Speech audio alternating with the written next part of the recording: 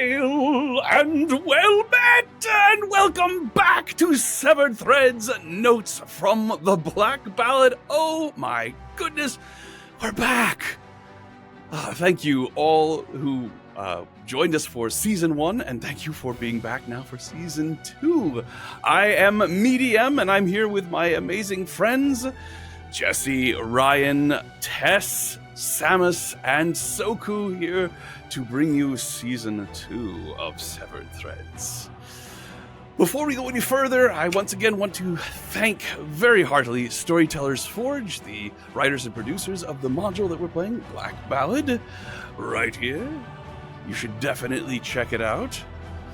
And keep your eye on this space for the future. There have been several successful crowdsourcing campaigns, and there are other projects, a carnival of projects coming, if you will. So we'll speak more about that in the subsequent episodes of Severed Threads. I also want to thank Diamorte, who wrote and writes music and is responsible for the music you will hear in this campaign. Fantastic music specifically written for the Black Ballad. If you are enjoying our character art, you have Kai to thank for that. You should check her out at Shabadi. Her information is going to be in the chat, as is the information for Diamorte and the information for Storyteller's Forge. And last but not least, if you, like me, the DM stylings of moi, Medium, then please check me out. Also, links in the chat. I have games for hire, and I would love to be a DM for you. And I promise I don't always look like I just ripped my face off. It's just a mood that I'm in today. So, I think... It's just one of those days. Mondays, am I right? It started as just the tiniest little thing, and I just did... Who's a hang Always so satisfying. When you gotta pop a pimple, you know? Oh my god, get out. Yeah.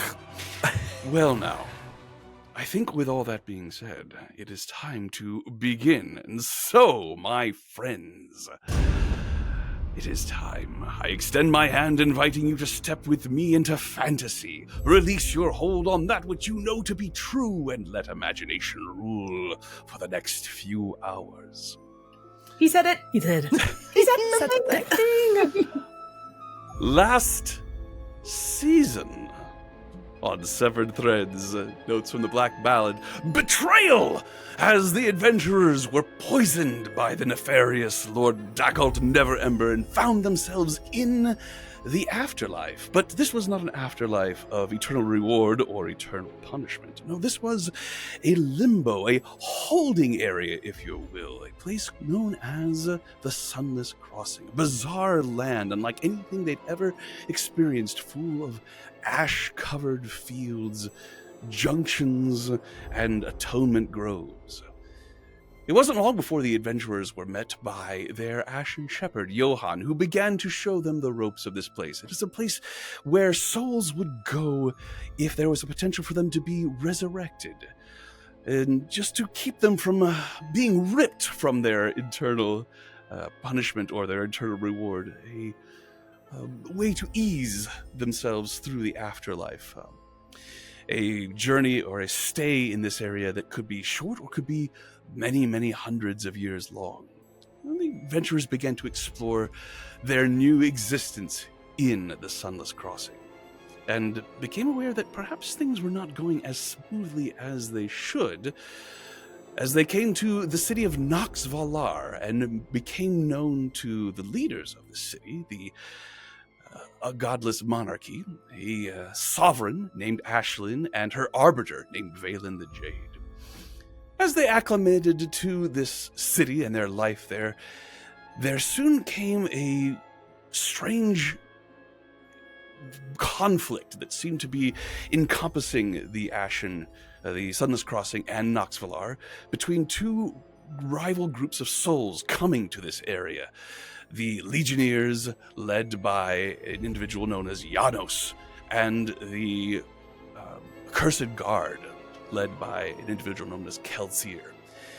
As the adventurers began to make themselves more and more indispensable to the godless monarchy, they found themselves invited to a feast, a celebration in honor of the Ashen Shepherds, the guardians or the guides of the souls that come to the Sunless Crossing. And during this feast, there was an assassination attempt on the Sovereign, which the adventurers were able to thwart.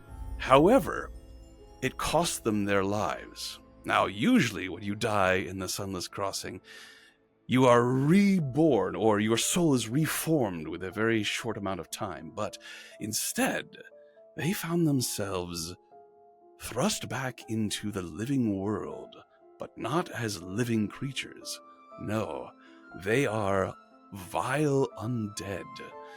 The group, having witnessed one of their member, Wynn, fall several days before this feast, are now reunited with her in this catacomb, which they recognize as being near the very place that they were betrayed by Lord Dagalt Neverember.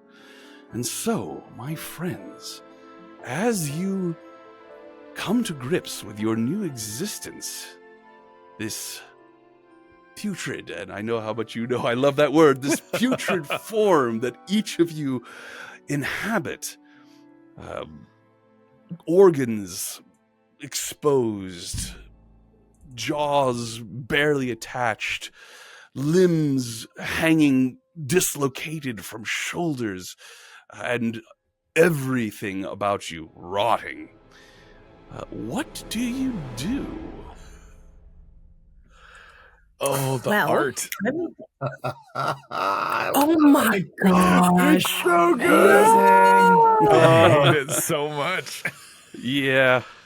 Oh, who's my favorite? I can't tell. I think it's Dusk. Oh my god. Did I change even? Yeah. A little bit. Oh my god. A little bit. Is it like, I'm assuming it's dark where we are. Like, can we see anything? Like, or is it like too dark for us to see around? Oh yeah. Like, it is as before. Everywhere you move in this catacomb, about every 100 feet or so, there is a brazier that has a never not a never ending. What is it? It is a Ever burning? ever burning flame. yes. That is still lit after the centuries of neglect down here. But so as such, it is not dark. It is certainly shadowed. It is not well lit, but you have enough light to see each other and to recognize your predicament. And indeed, the most pressing issue is the fact that one of your member, who you are now aware is Wynn, is actually in a pit. There is a spiked pit that you encountered when you came back through this way alive, that you were able to navigate around. But now it appears that one of you are stuck down in this pit. Is there a way into the pit? Oh, I'm sorry. Go ahead. I was gonna say, like, physically, like, how do we, like, I know we can tell, like, we're gross and we're decaying, but like physically, how capable do I feel? Like, On a scale of 1 to 18, how strong am I feeling in this moment? like, John was already not very strong, but like, just like maneuverability, like, do I think that I don't think there's a roll to put it on this. You feel pretty horrible. I think just generally across the board, everything is awful. So okay. go with that. Okay. Okay. What were you gonna say? Is there a way? I'm looking at Wynn, like, flailing and just gyrating, impaled on this pole. I'm looking to see if there's a way into the pit that isn't going to fall, like cause me to completely fall apart if I go down there. We'll make a perception check. Okay, am I rolling just regular perception? Roll a d20 and I will tell you whether or not you succeed. Okay, zombie perception. Oh my gosh, we're not even getting our own stats. Okay, so I got a 13 on the die. That will That will be enough, I think. There doesn't appear to be any other way into the pit as far as a door is concerned. However, you do see that along the side of the wall, going down the side of the pit and spiraling down, there appears to be what remains of perhaps brick, extended bricks, extruded bricks. Protruding, thank you. I got you. There it is. Protruding bricks that one could potentially step down on. I would also say that with your perception check, if you had to guess, for some reason, the corpse that Dusk is inhabiting, or who you think is Dusk, seems to be slightly fresher, perhaps a little stronger than the rest of you. I'm fresh, guys. Who's the least fresh? I want to know. Yeah. I think it's going to have to be you, Win. You've been here the longest impaled on a stick. Oh. I think that's fair. No. I'm having an impaled on a stick in a pit kind of day. Oh. Mondays.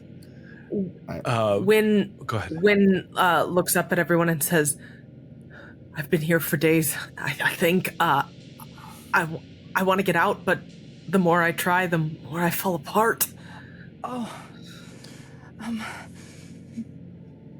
Looking around to try to see if there's anything that else that can help us besides like just one of us climbing down. Dawn's gonna try to see how much of us kind of came back, and I'm gonna try to cast light.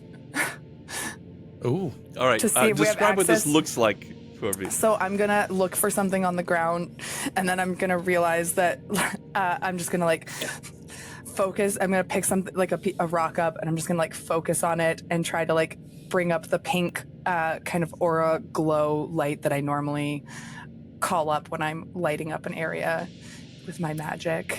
You pick up the rock and begin to focus on it, and you dig deep down into that source of light, that faith that can create miracles, and you feel something coming, and then just a massive pus just comes out of your mouth as nothing happens to the rock. Goo! Oh, Goo, you guys, God. goo is coming out of me. I got this. Hang on. And you see Yak put his hands together. He's like, God, I'm so tall. I hate this. Ugh.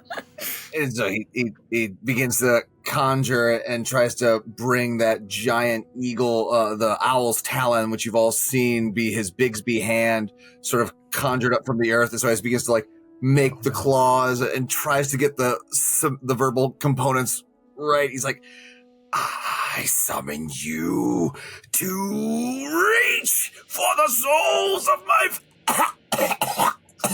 God, what the fuck? This is terrible. You have Yeah, goo it's too. Something in your hand as you make this claw in your hand, there's a crack, and your pinky just sort of dislocates and hangs for a moment. I need that. Uh-oh. It's all right. This We seem to have lost sucks. Samus for a moment, but I'm sure he will be back soon. It does. You're the freshest. Go get the stick out. Yeah, the skeleton of Nile just crumbles, just literally falls to pieces. It's just, he tries to talk and he just crumbles. Because like we think that the only thing that's stopping her from getting up is the fact that she's impaled essentially to the ground. That would appear to be the problem. Yes. And how impaled am I in terms of what is the amount of stick that is coming up that I like? How 2 tall feet. is it? 2 feet. Okay, Yeah. so Okay. I could be lifted over it. It's not like 8 feet tall or something. Sure. DM, looking around, do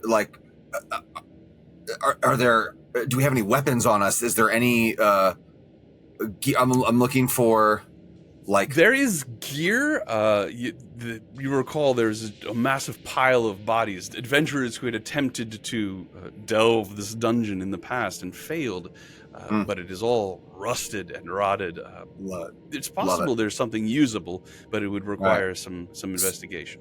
So I walk right over to the pile of corpses and like instinctually go to hold my nose and then realize I don't have one. And it's, oh, God, this sucks.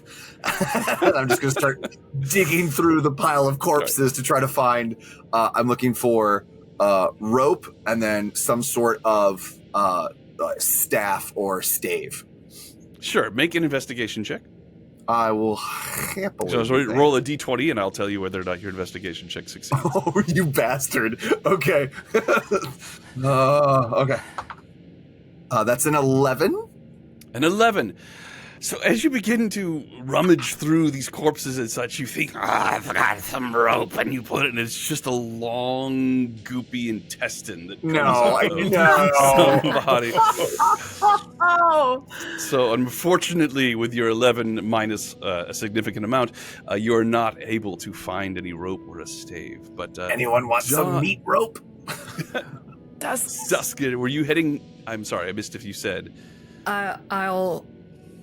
I'll look at Dawn. Do not ever call me fresh again. Well, you still have both your hands. Find different words, and I'll start attempting to go down the bricks. Is there any way I can? I'm gonna offer a rotting appendage to at least ease you down the first step, so you have something to hold on to as you're climbing. And if you can get a little bit more creative, or specific with how you are helping, I will allow this check to be made an advantage. But I need something more than just helping. Is there adjacent to this protruding brick situation? Is there anything that I can hold on to with one rotting appendage to anchor myself and give her a little bit of stability as she begins to descend? Make a perception check. Okay. Oh, I can't keep my 13. Or a D20 roll. Okay. That is a... well, it's not an advantage, so I'm taking the first one, and that's a straight up 10 on the die. Oh. I think. Is that right? There's a lot of numbers on there. Yep. Yeah, that is a straight up 10. So you look around on the ground looking for something that you can hold on to. There's just nothing secure right around this area. If only there was someone to give you a hand. I will take my hand up. No, I'm just kidding. All right, I'm going to lay down on the edge then and just use the ground to anchor me and we could offer chain my link. hand. Offer my hand as she descends. We do feet to hands. I meant elbow to elbow, but what are we all? So everyone's going to sort of grab on to Niall, and Niall is going to hold on to Dusk as she slurps her way down to where Wynn is. Yeah. Why would you use that word? And we're gonna hope that none of us lose another appendage. All right. That being the case, yes, please, Dusk, make your D20 roll with advantage. Okay. As you attempt to carefully step down these protruding rocks to get down to Wynn without impaling yourself. Okay. Do you have to make a disintegration roll? First is a 12, and the next is a nat 1, so I'll go with the 12. You watch as Dusk takes 2 steps and then falls on the ground. I'm going to roll randomly to see whether or not you hit a staff, a spike. Spike. Oh, no. Oh my God, we just all get impaled, and then that's the end of the That's it. Yep. All right. So you do hit a spike. However, it is not as center mass as Win seems to be taking up most of the mass as far as like being actually impaled and trapped by a staff coming up. So it hits you in the shoulder and you feel it go through and you freeze for a second, but then realize that with a little effort, you just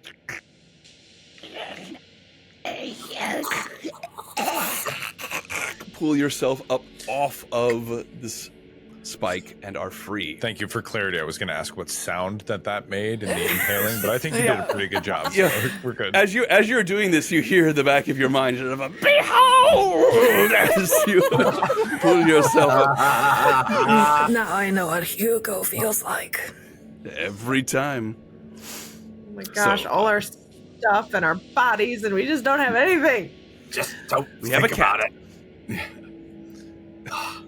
Can you I lift will- her?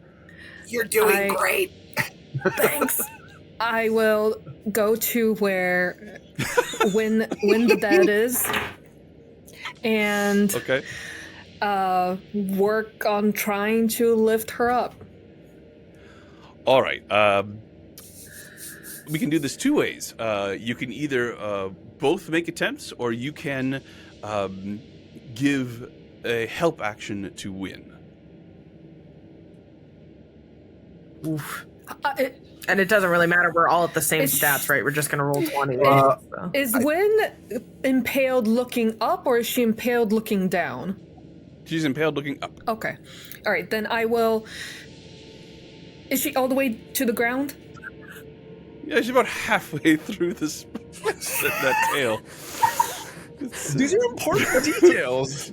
Very helpful. Yeah, so she's halfway down the spike. I will. The spike itself is about 5 feet tall. She's at around the 2 foot level. So I will actually go under her and Okay. lift, from below, trying to lift her up, like standing up. All right. Do you want to help Soku? Excuse me. Do you want to help Dusk win, or do you want Dusk to help you? So Considering I'll- my rolls, I'll yeah, roll. you should roll. I'll roll. My You luck doing real quick back? is all right, Spike Hike. no. Come on, you I got believe this. in you. Is it advantage then? Yes. 17. All right. So as Dusk's corpse gets underneath you and begins to lift, you reach up and begin to pull yourself inch by inch up off of the spike until after a few moments you are finally free. Oh, dear God. Finally. Thank you so much. And she hugs her, which is the first Very time that Wynn had unusual. ever hugged Dusk. Oh. Or maybe any and of my you. arm falls off. This love is it. the worst thing. This is worse than when we died in the goo pit. As, It is worse. At least there's as not you slime. as the hug separates, there's a sort of a melted cheese kind of. No. Okay, so the steps were enough I to don't get need to down. alarm How anybody. much harder do we think it will be to try to get back up out of them? It will take a couple of tries, but with enough time and effort, you will be able to escape, and you do so. And you now find yourselves all standing once again in this catacomb, not in your original bodies, but in the bodies of some of the unfortunate adventurers that you encountered dead here when you were last here. Important question. Undead in the realm of the living, no longer in the Sunless Crossing. Do we see our bodies? I believe that check was made last season, and the answer was no. Thank you for those kisses. You're welcome. I'm so glad we found you. What in the gods' names are we supposed to do now? I don't know, but this sucks. We don't have magic. We don't have pinkies. We don't have anything. Should we try burning ourselves? No. Oh, like dying again?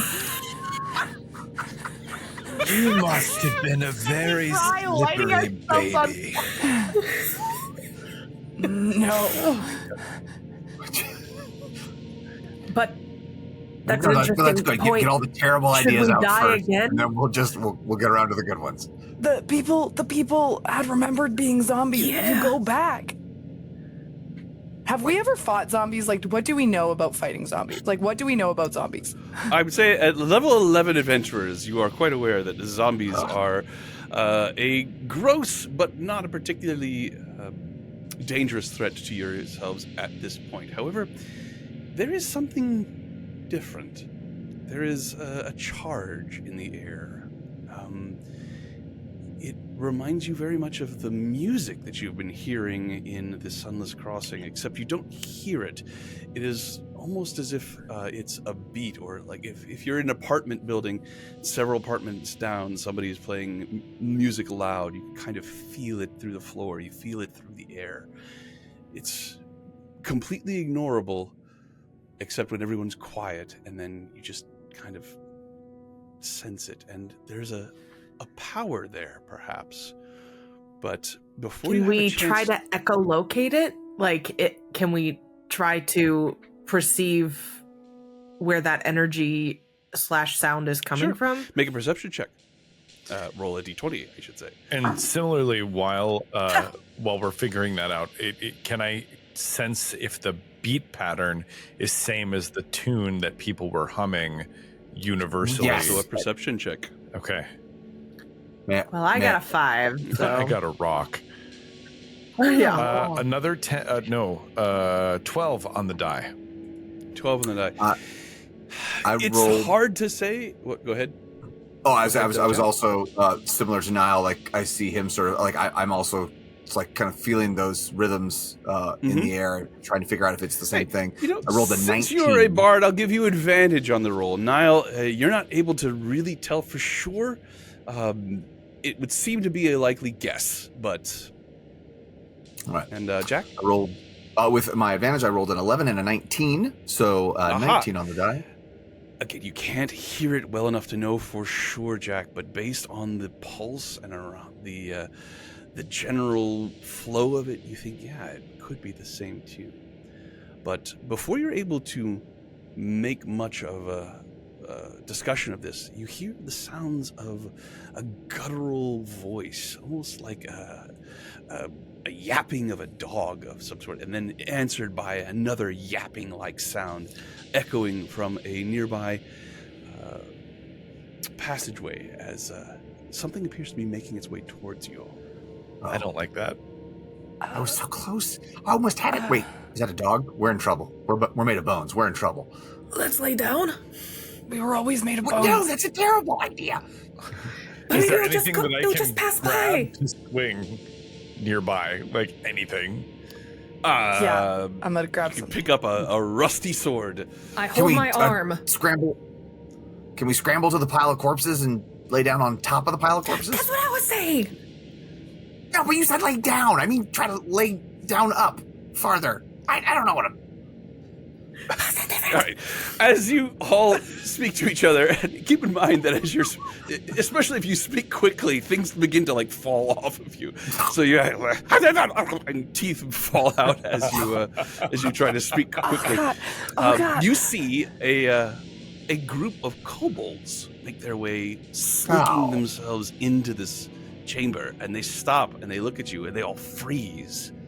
And they all slowly turn to one that is standing there that has a helmet that appears to be made out of some sort of enormous lizard skull.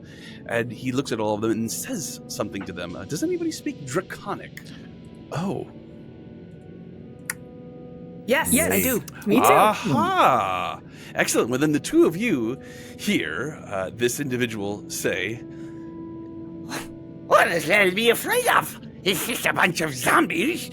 They're slow, they're stupid. Feel the power of Tiamat leap in your hearts. The thing that was not a dragon, that fish thing, it is gone. These catacombs are ours. We must be brave, we must be ruthless, and we must attack! And I And- say, oh, go ahead. okay. What do you say? If I get a chance before they attack, I say in Draconic, Tiamat sent us. Ooh. So, I think that would be a very interesting way to proceed. However, as you open your mouth to say this, what comes out is... and you are not able to communicate with the living as well as you're able to communicate with the dead, it would seem, as they become running towards you. And I will move us to the battle map. I'll be absolutely rutted the day I go down to a bunch of kobolds. Let's kick some ass. So let's roll initiative. If you double click on your tokens, you will discover your abilities and some options that you perhaps have not had in the past. Oh no. Okay. I'm gonna hate it. 8. 22 hit points. I could do anybody else except for Dawn. What do you mean? Oh, I can't double click on Dawn. I can click on You can't everybody click on else, but I Dawn? can't click on me. But if you want me to play Niall, I got it. No. It's Okay. fine. It's fine. How strange. I will try to fix this while everybody's doing initiative, and if I can't, I'll just move you for you when you wish to move. I can't even see the abilities. Yeah, that's annoying. Yeah, I think I know what the problem is. Is there an initiative? it's me. I'll just go. I have the PDF. I can into. Let's see here. I'm good. There's now. multiple zombies. I think you are a previous version of a zombie. Able to do it now, Dawn? Mm-hmm. All right. My initiative is 11. Not sure Okay. why it's. Let's see. All right, so as everybody prepares for battle, I think I see everyone. I just clicked it again and it actually It's- worked. So All right, I'm gonna. That's a good initiative roll. I think we're gonna go back to what you had before, though, if you don't yes, mind. that's Wayne. fair. Nope, no, it's totally fair. I had a 7 on my first die. I don't. All I right, didn't show it's up not on a the problem. track. All right. Remember to click your tokens before you roll. I That did. is all still in effect. right? Sorry about all the undead goopiness, guys. Why is it always goo? We're so goopy. Why is it always goo? It's always go. And now we're the goo. We gotta get a new. We're the goo. Oh, The no. goo group. Goo goes I got bumped out of roll. Roll20 there for a second, so We are give not me, the what goo did you crew. roll? 11 win? The goo crew. We're that And even if we Niall. don't want to be. Yeah. What did you have for your initiative now? 7. Right. Now I think we're all good. So at the top of the order, we have the kobolds. The kobolds immediately begin to spread out. You see several that climb up pillars on either side, trying to get to a better vantage place. Comes up to there, and then sling bullets begin to fly. Those go to there. These come forward and are going to take the dodge action as they are waiting for their leader, who is rallying everybody with cries of "Fatima!" That's the leader and the The northernmost. leader, the one, yes, this one here who has the skull for a face. Got it. Old skull face, they called him. Sure, I could come up with something more interesting there. mean, they're kobolds, So the really? one directly in front of you is the leader.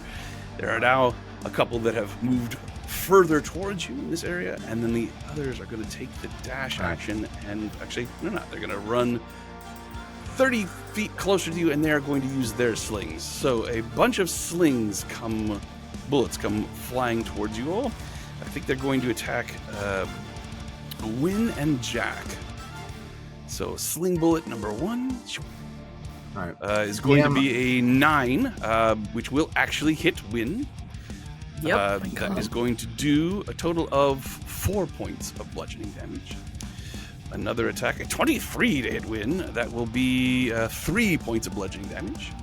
Then Jack, an 18 will hit. That will be 3 points of bludgeoning damage. And a 10 will also hit. You're discovering that your zombie forms are really bad at dodging attacks as these bullets all come whizzing across the space towards you.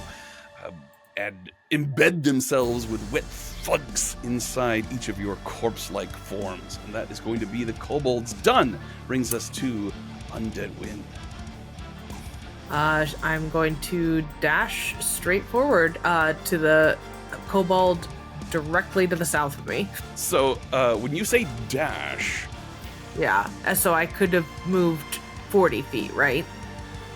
yeah, the the shambling movement that the zombies have is a 20 feet, I believe, is your base speed. But I think indeed, from where you were, 5, 10, 15, 5, 10, 15, 20, you actually don't have the movement to get to your target from where you were. Oh, are those 10-foot squares? No, they're 5 feet.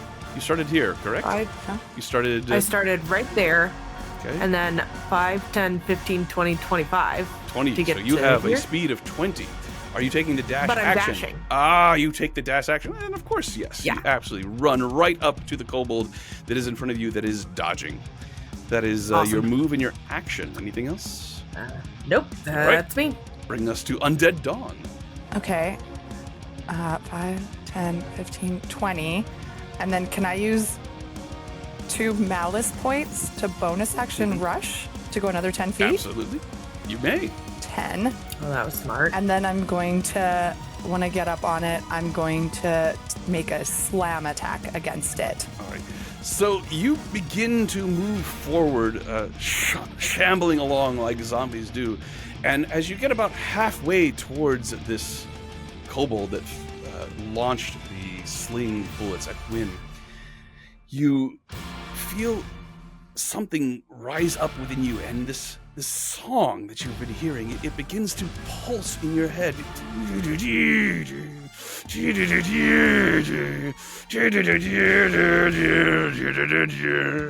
And there is the view that you have, compromised as it may be due to cataracts or missing an eye. However, you're able to see, the view becomes tinged with a little bit of scarlet as you suddenly leap forward and you watch the eyes of the kobold widen, as certainly wasn't expecting this kind of alacrity from a zombie. We just got her back! And I'm going to slam attack. Go for it. That's like you a have rolled 14 to hit 14 is a hit. for 4 points of bludgeoning damage. 4 points of bludgeoning damage nearly drops this kobold. As you approach it, he begins to takes the damage, stumbles back a few feet, and then reasserts itself, looking around panicked, and he says something in Draconic. Those of you who speak Draconic, you hear him say, What's that music? Interesting. next up we have Zerquick. Can I say out loud to those who don't speak that they can hear the music too? Sure. Then I just call out, they can hear the music too. Zerquick, the leader, comes rushing forward, screaming a battle cry, runs up to you, Undead Wind. As he gets to here, he is going to, right next to you, he is going to use a bonus action. He's wielding a spear. He is going to attempt to trip you with it.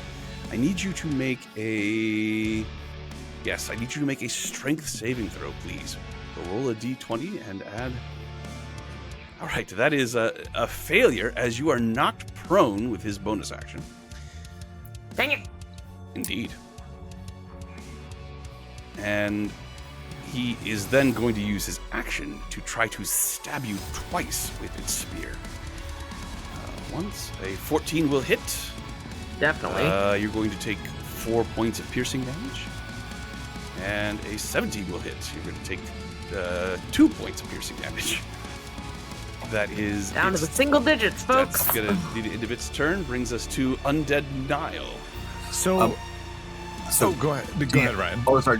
Point out. So I was late to the initiative party, and so I you are rolled indeed at 11. I see. So you would go after Win. Yes. We're gonna have you go. We're gonna have you go at initiative 8, Jack. That's just to keep things in Civil. order here. Yeah. So, it is your turn, Jack. Lovely. Yak like, oh, fucking kobolds, fuck this, and then he's gonna go ahead and move forward. So he heads what would be south as he sort of charges up and over this post, and then he goes to sling some vicious mockery at these poor dumb dragons. And as he goes to do it, he tries to spring up all this malice, and he winds up just vomiting using this putrid projectile, which All right, yes. so he goes ahead and I'm gonna try to vomit on at least the two in front of me. I think I've got a 15-foot cone, so they need to make a deck save. If you are willing to encompass win, I think you could hit all three of them. They are all lined up in such a way that as long as win is also included in that cone, they will all take the damage. Just do it. I can't be grosser than I am already.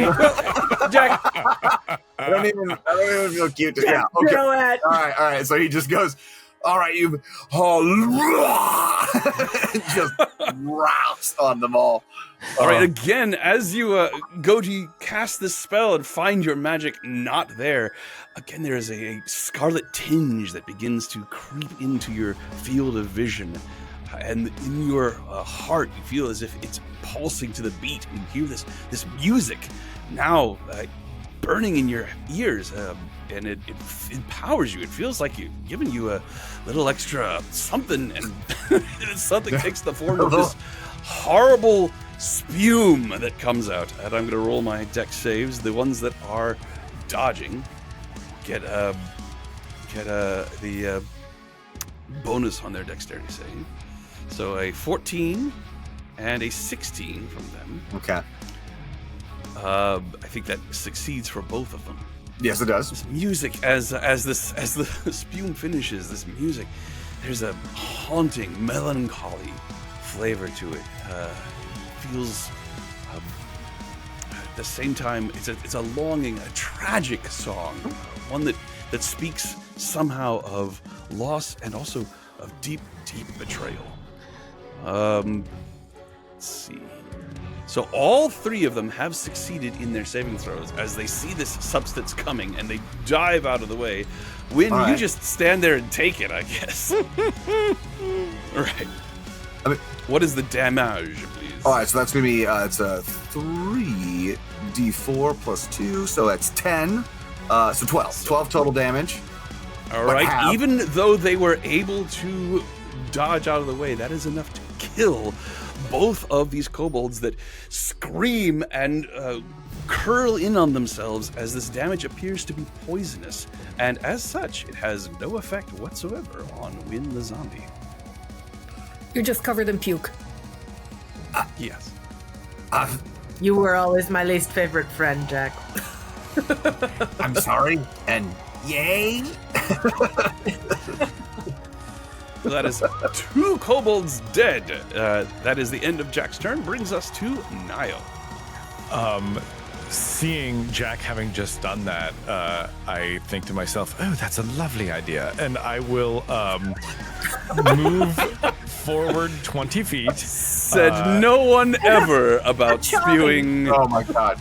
And, Zombie bomb. Yeah, so can you only use one malice action per turn? Is that the idea? Correct. Yes. Okay, well then I'll just stand up right behind Jack, because who would want to turn down the chance to cover that annoying short one in putrid vomit? And I will also use my putrid attack to, in the guise of covering the helmet, the bone helmet guy with puke, but I'm not sad that it's primarily covering Jack. Oh, I'm so glad I wasn't on the receiving end. Oh God! The prospect of doing this fills you with, I'm not going to say glee at first, until the music also begins to play within you. There's something deeply wrong about this. You've encountered zombies. You shouldn't be able to do this sort of thing as a zombie. Whatever this is, it is going against a natural order. It's kind of hard to say about the undead, but there's something disturbing about where this energy is coming from, where this power is coming from. I just realized I asked how much experience we had with zombies. Dusk literally just wanders around with a zombie. Oh. And Yeah, I was gonna say. took me a minute. We have one we've named. So To be fair, we've I only s- been mostly dead. So What is the damage on that projectile? I've lost my. 11. I've lost my. You Thank rolled- you. You rolled a 9 plus Thank 2, you. so it's 11. Perfect. I appreciate you. Dawn to the rescue. 11. I did succeed on the saving throw, so we'll go half damage as another gout of this vile substance rains down upon the goblin leader, and also Jack and Wynn. Neither one of them are affected, however. It's going to bring us to I just undead dust. get barfed on, and then I get barfed on again. Oh, I made sure that you were out of that cone. I aimed it so that it was just Jack. Thank you. You're welcome. Such a nice gesture. you know, Friends! it's days like these that I remember you used to lick your own crotch. It's just, yeah. You would if you could. Don't you lie. That part. I mean, who would? I'll do the same as Dawn, and I'll do 2 malice points to rush so that I can get up right on this dude. I thought for a second Okay. Dusk was also going to throw up on me, and I was like, oh, I was thinking about it, okay. but there was no way that I could hit Niall and the evil dude. And I thought, I'm not gonna just point it at Niall. One way, everybody line up one after the other. Oh my god. I mean, why wouldn't you? Why wouldn't you? So I am going to assume that since I'm the freshest, that I still have some teeth left. Yes. Okay, then I I'm think going to that's a good bite now. assumption. All right, make that bite attack. Fight the guy covered in puke. Oof. Good job. Yeah. I'm afraid, however, 6. what you have rolled a 6 is not enough. As he sees it coming, he goes, no, and begins to show signs of panic, and looks around wildly. Where's that music coming from? It's very compelling. And and begins to back away. It would seem. Anything else, Dusk? No, that's it. Just All right, the kobolds all look askance as what has just happened. The one that is right in front of you, Dawn, is going to, let's see here. He is going to take the disengage action and scamper away, trying to get as far as he can. He clambers up halfway up a pillar that is close by here, going up to this second level of this particular ruin. Just looks like a balcony or an overlook that is in this area.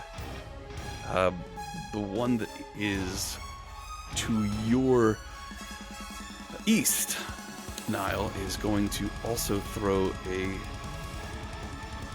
sling, I think. I really want them to get advantage of their pack tactics, but they want to stay away from you. So I We're think so it's just cute. going to be I can't a imagine why. straight roll. He's going to throw it at Undead Dusk, I think. A 15 will succeed, and that's going to be 6 points of bludgeoning damage.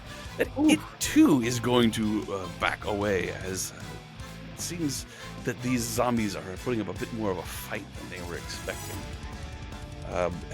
They see their leader being pummeled and bitten and spewed upon. They are losing their excitement about this particular fight.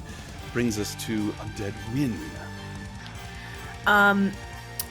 I am going to use 4 malice points Yes. and frenzy, making 3 slam attacks on that leader right there. All right, so I assume you're standing up.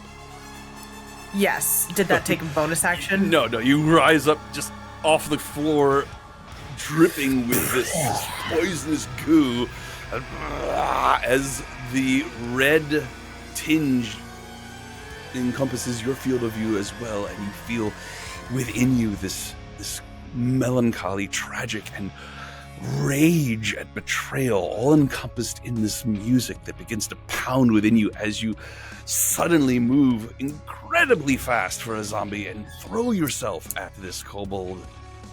Oof. Oh my god. Oh man. When? However, My Honey. luck now. No. what did you roll, Win?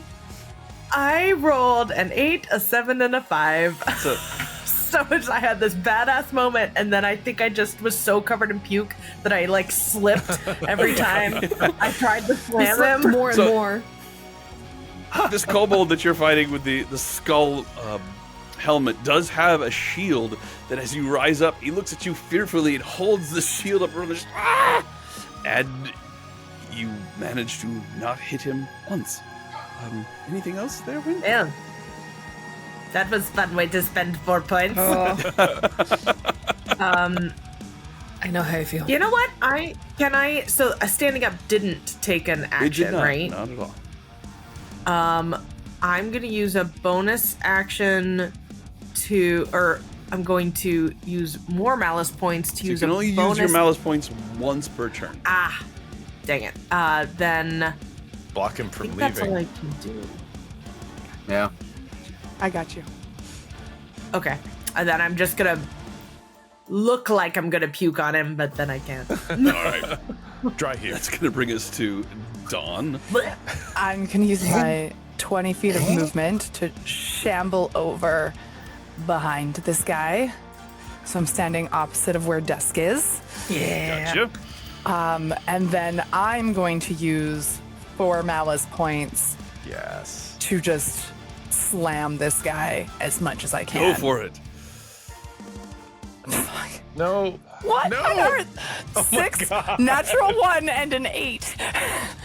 Wow. Well, you know what, guys? You are zombies, so. God. But even that's. Oh my god. We're building his confidence, is what is happening right now. Oh my god. This kobold is not stupid. He recognizes a good thing when he sees it, and he goes, I was wrong. Retreat! And this kobold leader is going to take the disengage action and begin to scamper away. These zombies are clearly sent by the undead lords of vomit. Get out of here! And he begins to run. That's going to bring us to Undead Jack. Damn it. All right, so let's see here.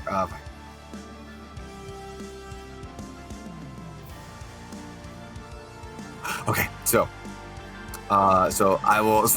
Just like, ow, fuck, and so I'm gonna start to then shamble and like kind of push past 5, 10. What there? I don't think that's not gonna have the range for the vomit, right?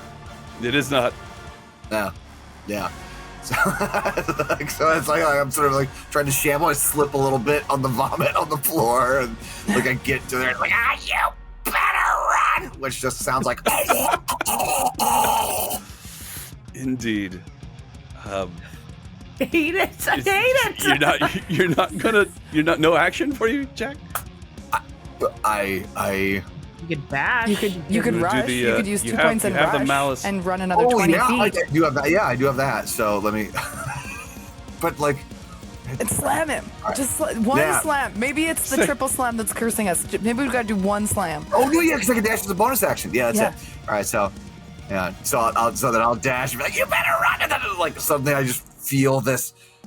Again, that song comes and like my bones move with a little more alacrity, and I was like, okay, and then I'm gonna go ahead and try to make a slam attack. This vision of you running and then falling flat on your face and slip and sliding the last few feet.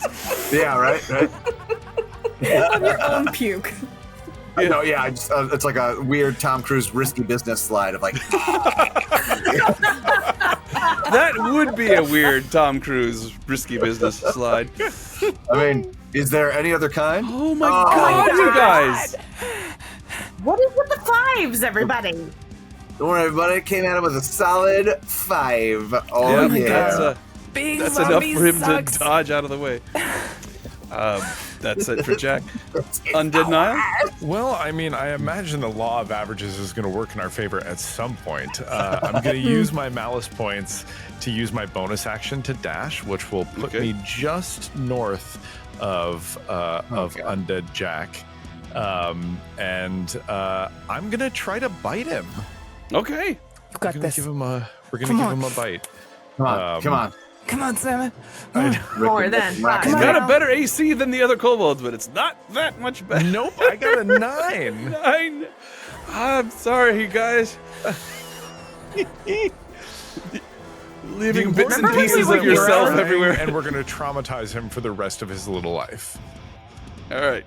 That is Remember Niall's when turn. we were heroes? Done. Brings us to Undead Dusk. Okay, I am I mean, that's how I normally roll, so that's 5, 10, 15, 20. And then I'm also going to rush Okay. so that I can make Use it. those malice points to rush. And then I am going to, again, attempt to bite him, but I am going to roll a physical dice because roll 20 is very unhappy with us today. All right. Never mind, I rolled a 3.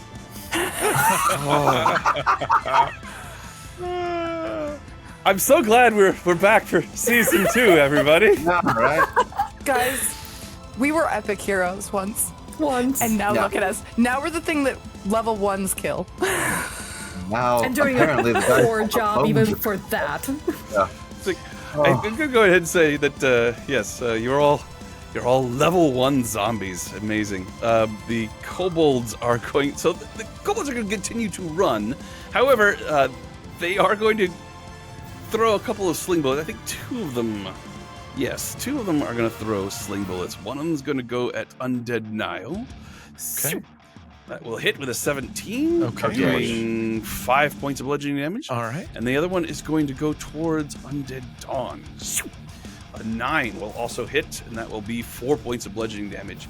And then they begin to scamper away. This catacomb has numerous cracks in the walls and in the masonry.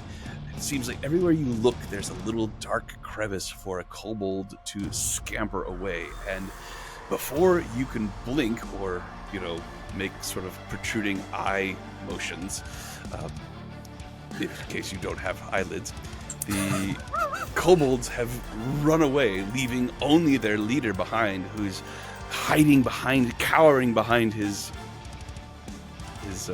shield, attempting to escape. We have to take a hit, at least him down. I don't know. Undead Win, Or land a hit on him. it is your turn. He's some sort of god. What is that music? Tiamat, what are you trying to tell me? Alright, I'll use my malice points to get close to him. Okay. And then I'm just gonna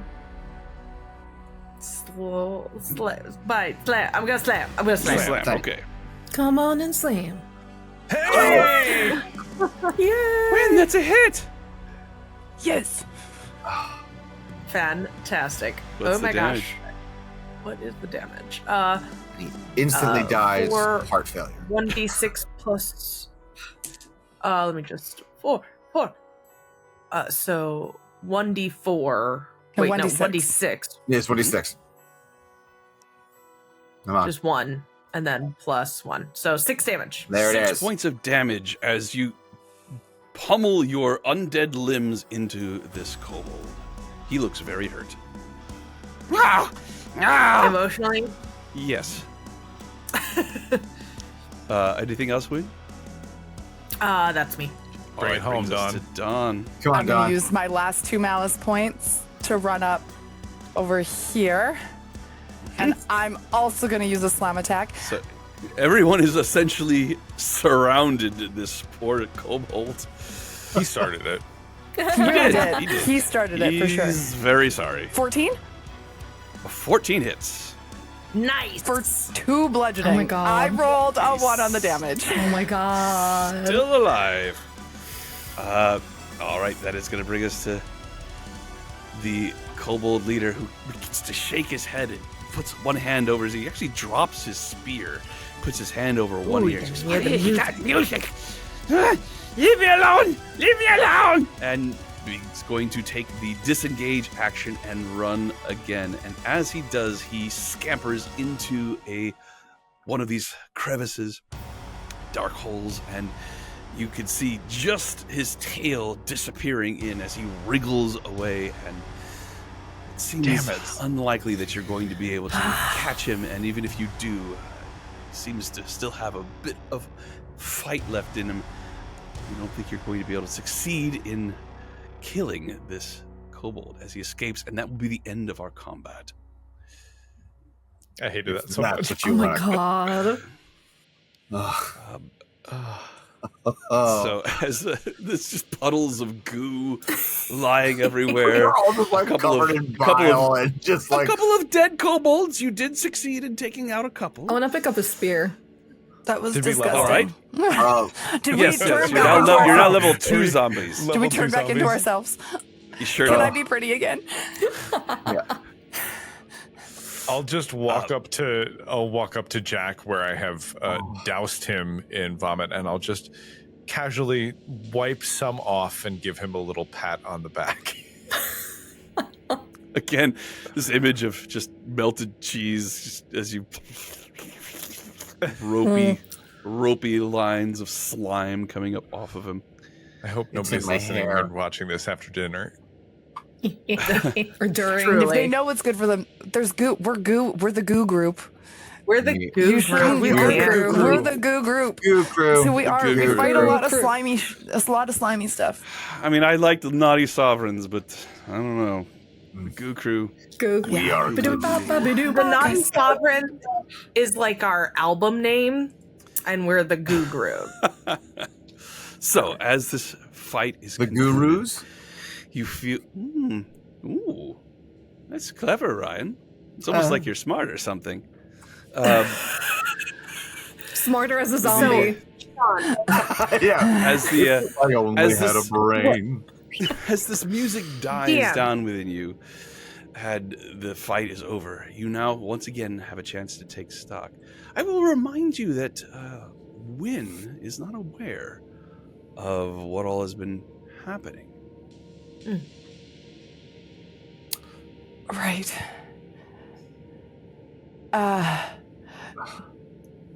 Okay. Donna's gonna go up to Jack, or I'm gonna go up to Jack, I and swear to God, if you puke on me, I'm gonna lose it. no. I told you we'd find her.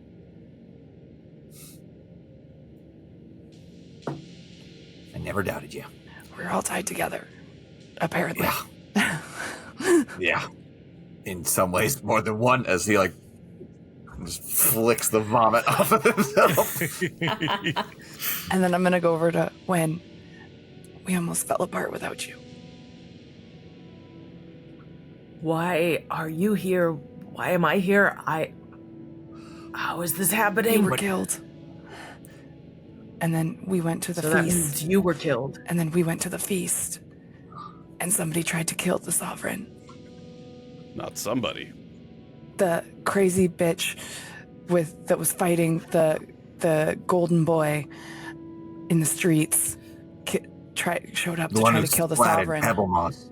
Yeah. And we tried to I remember. protect her. It was bad. Everybody died. I watched you all die. I watched every one of you die. I couldn't stop it. Pebble Moss. He must That be means here he's somewhere. Wonder if he's here too. Wynn, what do you remember when you first came back? You were here before us. What happened? I was in a pit. You saw me. That's where I was See, this whole time. you regained yourself already impaled. Oh, Yes. that's awful.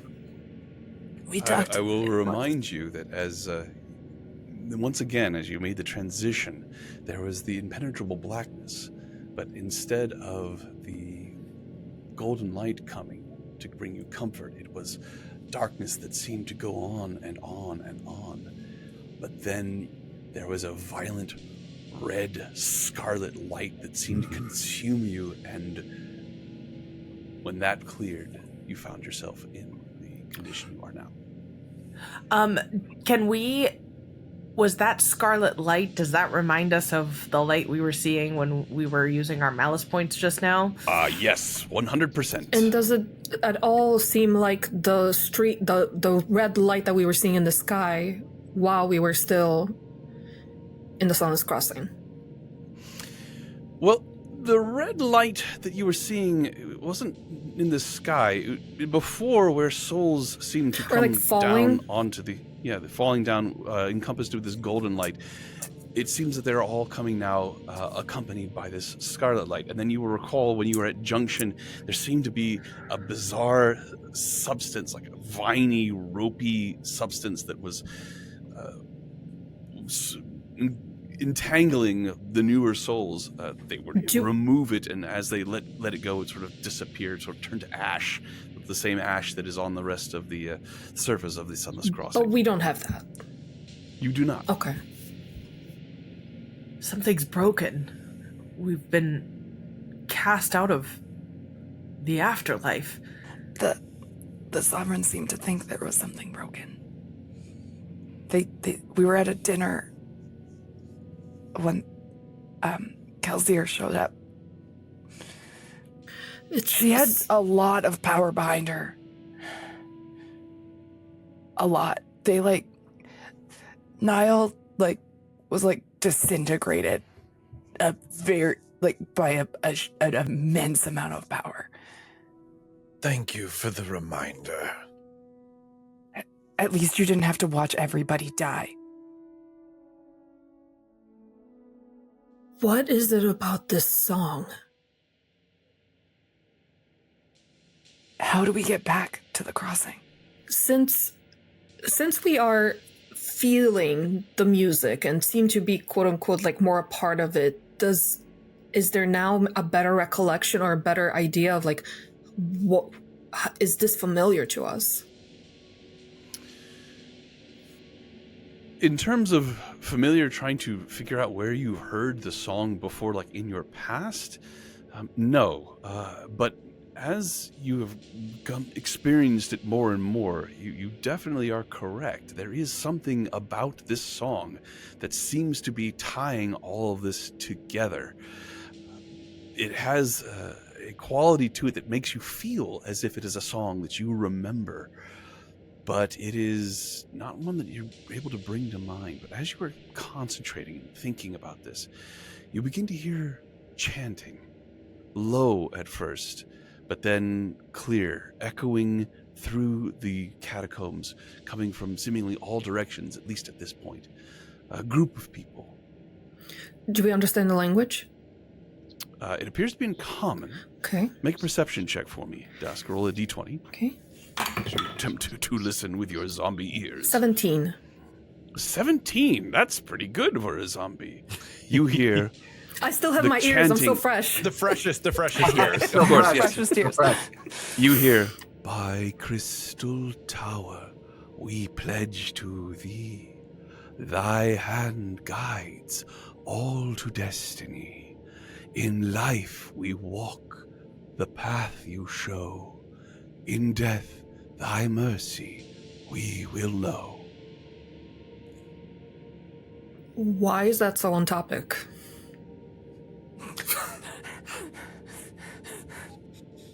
Can you repeat that, DM? Indeed. Just for By Crystal Tower we pledge to thee.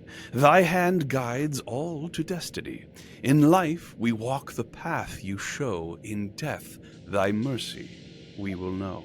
I will allow anyone who is proficient in religion to make a D20 check. Ooh, yes. So this will be religion based on your previous bodies. You seem to still have your mind at the very least.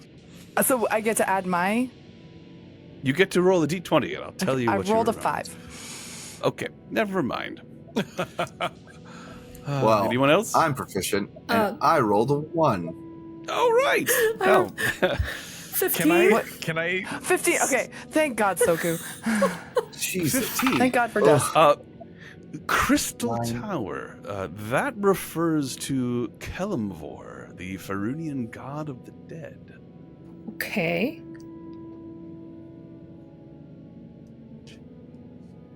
Specifically, death as in its natural state, the Ooh. end of life, the transition, the closing of the living world and transitioning to the dead. When, after you died, we also talked to some people who remembered. There were souls in the crossing who had remembered being there before. And they remembered being zombies They on other remembered planes. being. Not this plane. Yeah. Other planes, some of them this plane, some of them recognized the plane they were on, some of them didn't. But they remember being zombies. So it's random that we're here, not because we died near here. I think it's random. I don't know. You hear more chanting. Oh, it sounds closer now. Oh, judge of souls, we call thy name in shadowed halls, thy truth the flame. Through Can I death's make- cold veil. Let me finish my chanting. I'm sorry. Fine, go ahead. No, I want to hear the poem. Yeah, he's not throwing away his chance.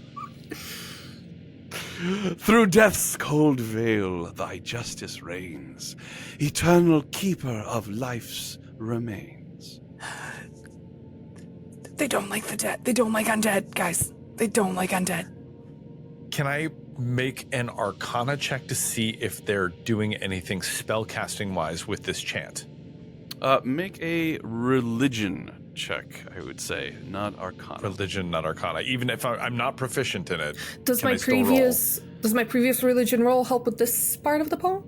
Or I'll chant? tell you what, I will allow an Arcana check from Niall. The DC will be higher as it is not specifically arcane magic. Understood. Okay, that's actually a 19 on the die. Very nice. You don't think that this chant is in itself magical. However, it does seem to have some sort of ritual quality to it, like a hymn or a catechism. Catechism. That word that starts with C that has to do with religion. Yeah. No, Cataclysm? catechism. Yeah. It's not catechism.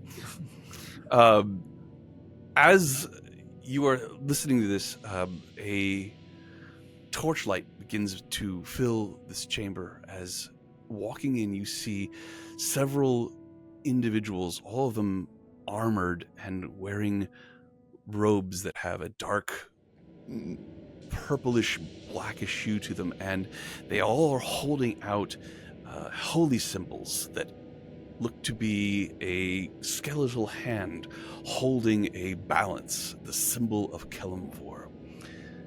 As they come into this area, these individuals, 3 of them, turn and look at you all and move forward. As they do, go ahead. I was going to say, can I make a stance or a hand signal of surrender? You can. Yes, and I was thinking, could I move in some way that would maybe distinguish me from a regular zombie, like even like a bow or something that is too formal for the form we're in? You may, of course, make any signals that you wish as these individuals approach you. So we're you not seem gonna to play dead. recognize one of them. It is a female. Half of her face is covered by a porcelain mask. She has dark hair with one lock of blonde hair coming down over this porcelain mask. She comes towards you all as you make your various gestures, your stances.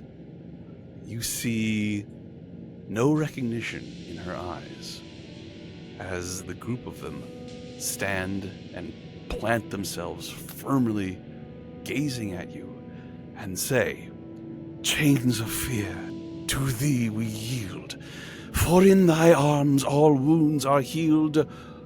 O Kelemvor, thy grace so stern, I'm gonna try to puke on her. dust to dust all shall return. look of confusion as this chant seems to adopt the music. But regardless, the effect is the same as brilliant light shines out from their holy symbols as these clerics all cast Turn Undead. Oh shit. Oh shit. Did I get my puke off before they turned us? So yes, actually your puke begins to come out, and as the light emanates from their Turn Undead, the substance that you were spewing forth disappears, turns into vapor before it can hit them. This Moral victory. This burst of radiant energy, it's something pure and somehow utterly alien to you. Your necrotic essence that is animating you is finds it bizarrely compelling, but also engenders a deep sense of fear. It starts as a distant pressure, like a faint memory of warmth, someone who has been nearly frozen. The idea of a candle, how that might warm one's hands, but it quickly amplifies, becomes a searing, all-encompassing flame, and you don't feel it burning your flesh. You feel it burning something deep within, burning your soul, if your soul is in fact here. And every fiber of your being is yanked toward this blinding, oppressive light that blasts away all of the necrotic energy. This scarlet malice that is within you is annihilated by this light. And you feel a deep sense of you have to get away, you have to flee this light, you must get away, but you're not able to move fast enough, and as such the light completely subsumes you, and you once again find yourself in utter blackness. Oh God! Enough with that. Oh my god. How many times are we gonna die? I that can is only up to hope you this isn't all. a good thing. Yeah. I think that even though it instills a fear in Dawn and myself, I would also feel a very welcoming, because it's something I've done myself, and so it's like a very welcoming sensation as well. But it's like instinctively to want to run from it now because of what I've become. Yes, the willingness to accept this, or your however you wish to feel about it here, the result is the same. A intensely unpleasant experience in one sense, but the fact that you're no longer these creatures probably brings with it a sense of relief. But as you plummet once again into darkness, heading who knows where this time, we are going to take a break, and I will see you all back here in 5 minutes. I hope to God Whatever I comes got next. Oh. I just want my stuff back. Yeah. I want my jaw I mean, back. it's, that's players always want their stuff. That's always want your stuff. I just want to shower now. Oh. So gross. Oh. See you back here in 5. Kai.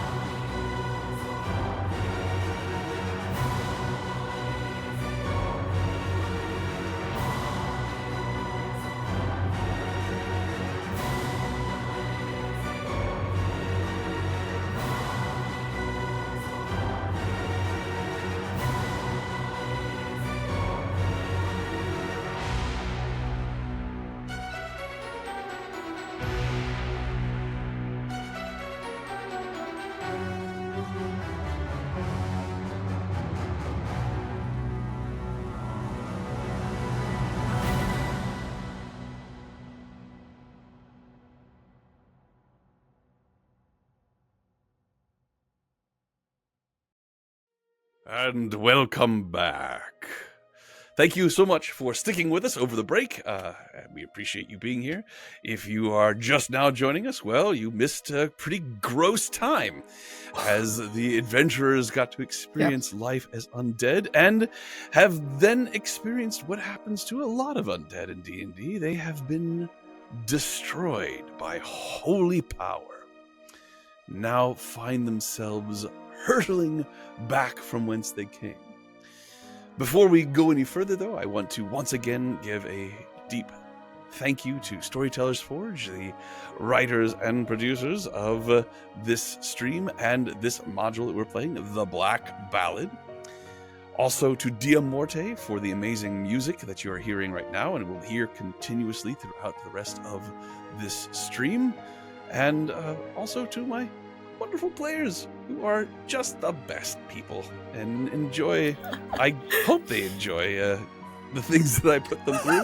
I have a feeling there's going to be a moratorium on grossness coming. I didn't mean for it to become a thing, guys, but it really is a thing. And with all the goop and the gross and the stickiness. But we will try to move beyond that if we can. And for those of you watching, I just want to say that at the end of this season of Severed Threads, there will probably be some sort of giveaway. I'm expecting it to be dice, but who knows? So definitely stick around and we'll probably tell you more about that as we go through some more of these episodes. But let us get back in as we once again find our adventurers hurtling through utter darkness, this deep, penetrating blackness that you're now becoming familiar with. You expect the darkness to last for this interminable amount of time that you've experienced before, but this time it goes from being black, pitch black, to brightening to this red, this blood red, this flame red, this burning, insidious red light that seems to be rushing at you and then rushing through you. As you blast through it, you get a sense of actually movement, and as opposed to just floating and eventually arriving, you feel as if you're propelled out of a cannon, shot into the sky of the Sunless Crossing, as opposed to gently floating down as a golden drop of light. You are hurtling across the sky like a meteor, and it is not until just at the moment that you're about to impact on the ground that there is a sudden breaking, and you feel as if everything that encompasses your incorporeal self is turned inside out. There's a brief moment of disorientation, and then you find yourself once again lying among the ash-covered wheat and grass of the ashen fields.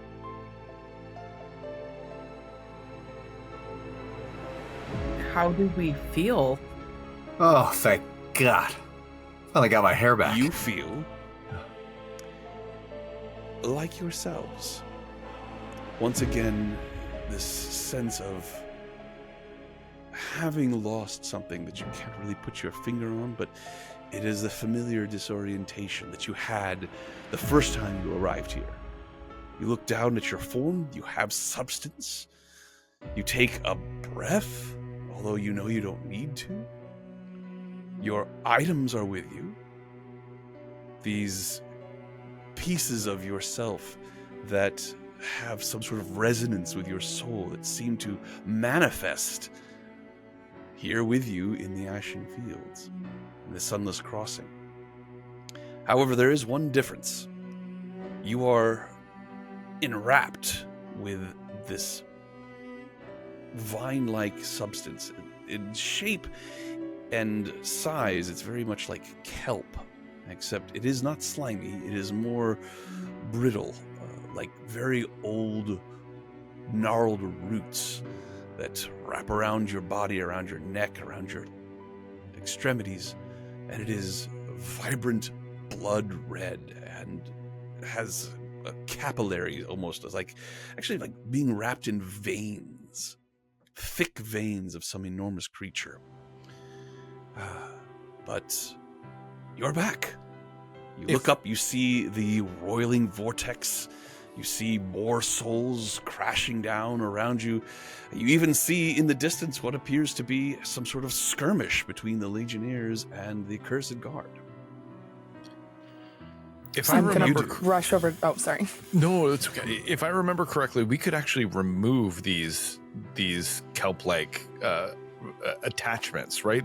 You've seen others remove them, yes. I'm gonna start peeling mine off.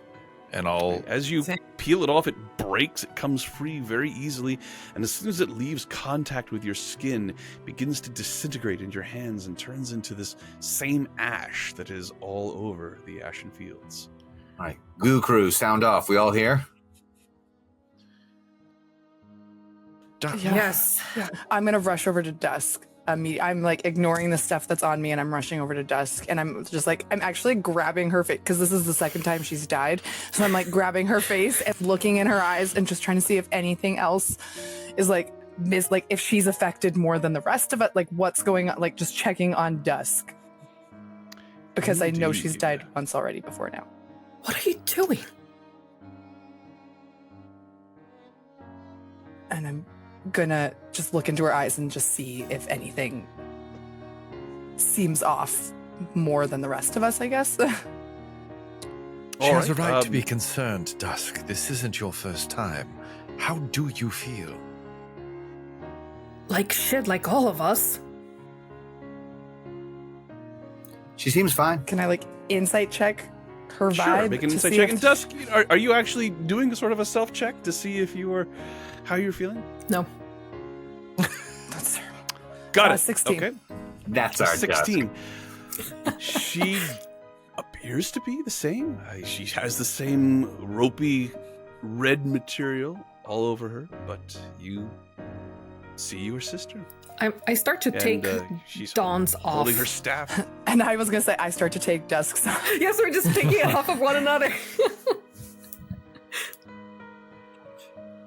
So, don't worry, she probably only forgot her times tables or something.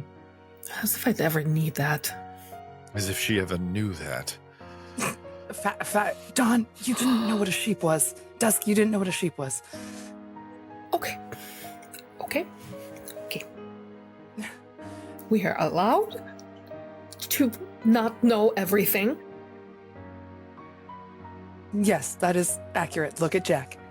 Sheep, yeah. After I get all the stuff off Dusk, I'm gonna go over and I know Wynn's gonna hate it, but I hug Wynn. Oh, and she tolerates it like a good, stern grandma. We almost fell apart without you.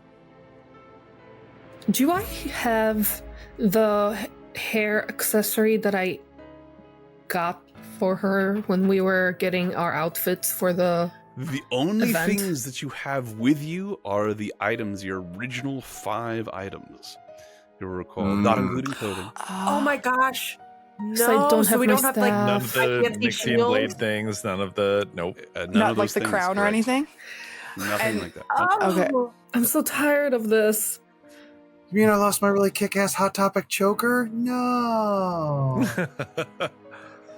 I hope Hugo's having a good time somewhere. We have to get back to Nox Valar and find out what happened to the Sovereign.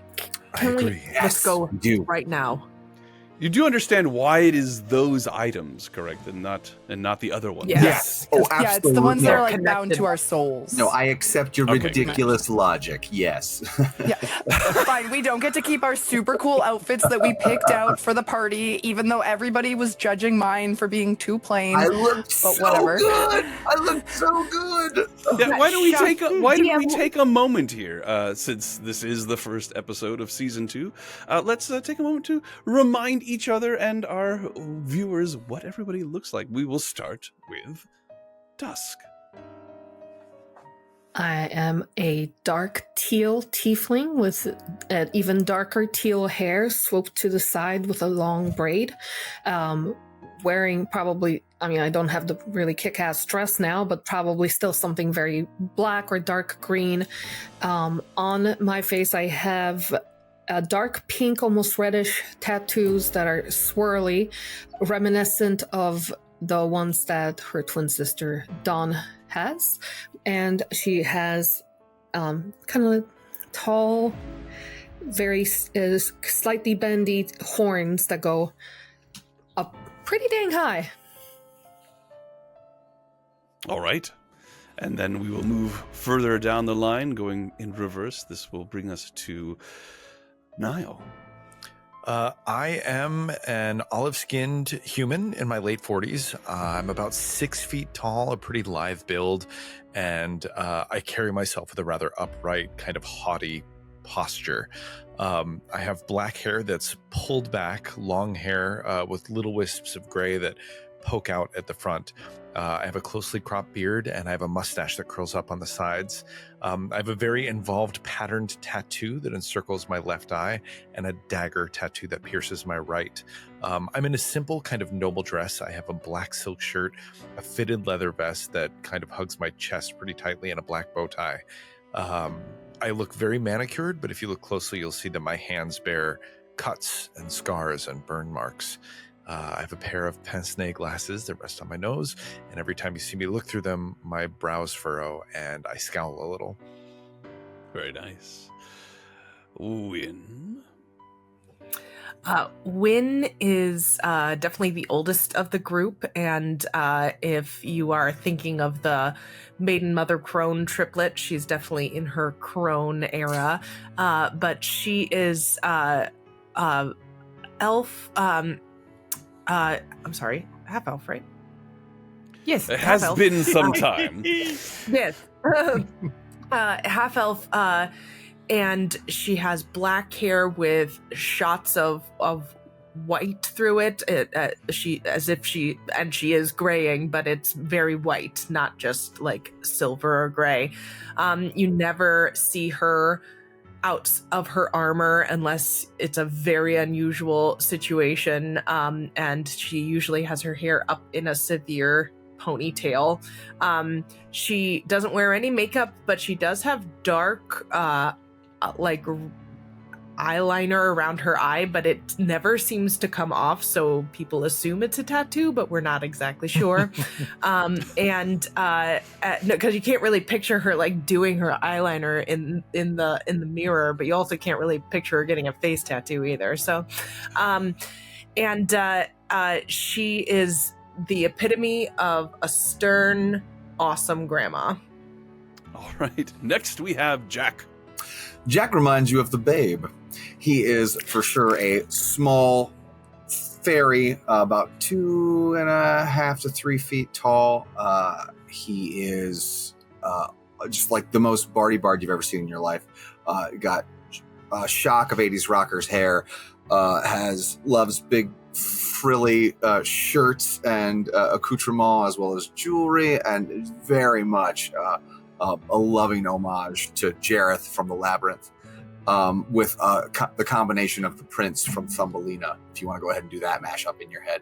So, and so between those two, he's you see on his back, he's got a sort of bass ukulele, and then wearing the tightest pants he could ever find, and a nice tall set of boots. Yeah, he's here to spread mischief and have a good time. The bass ukulele, a ukulele. That was great. I did one. That was a good one. Yay. And last but not least, we have Dawn. Dawn is very opposite to her sister in pretty much every way. She is a pink-skinned tiefling with a shoulder-length, very soft bob in a dark magenta color. She also has a face tattoo, but hers is teal and has very sharp angles, very similar to her sister's very sharp personality. She wears very simple clothes in like grays and whites, but she does have a couple pieces pieces of adornment on her. She's got a holy symbol that she wears around her neck with the symbol for Azuth on it. And then she has a drop earring that hangs from her one ear that has a stone that is remarkably close in color to her sister's skin. Very and other than that, she's got gold eyes, and that's the one similarity between the twins. Fantastic. All right.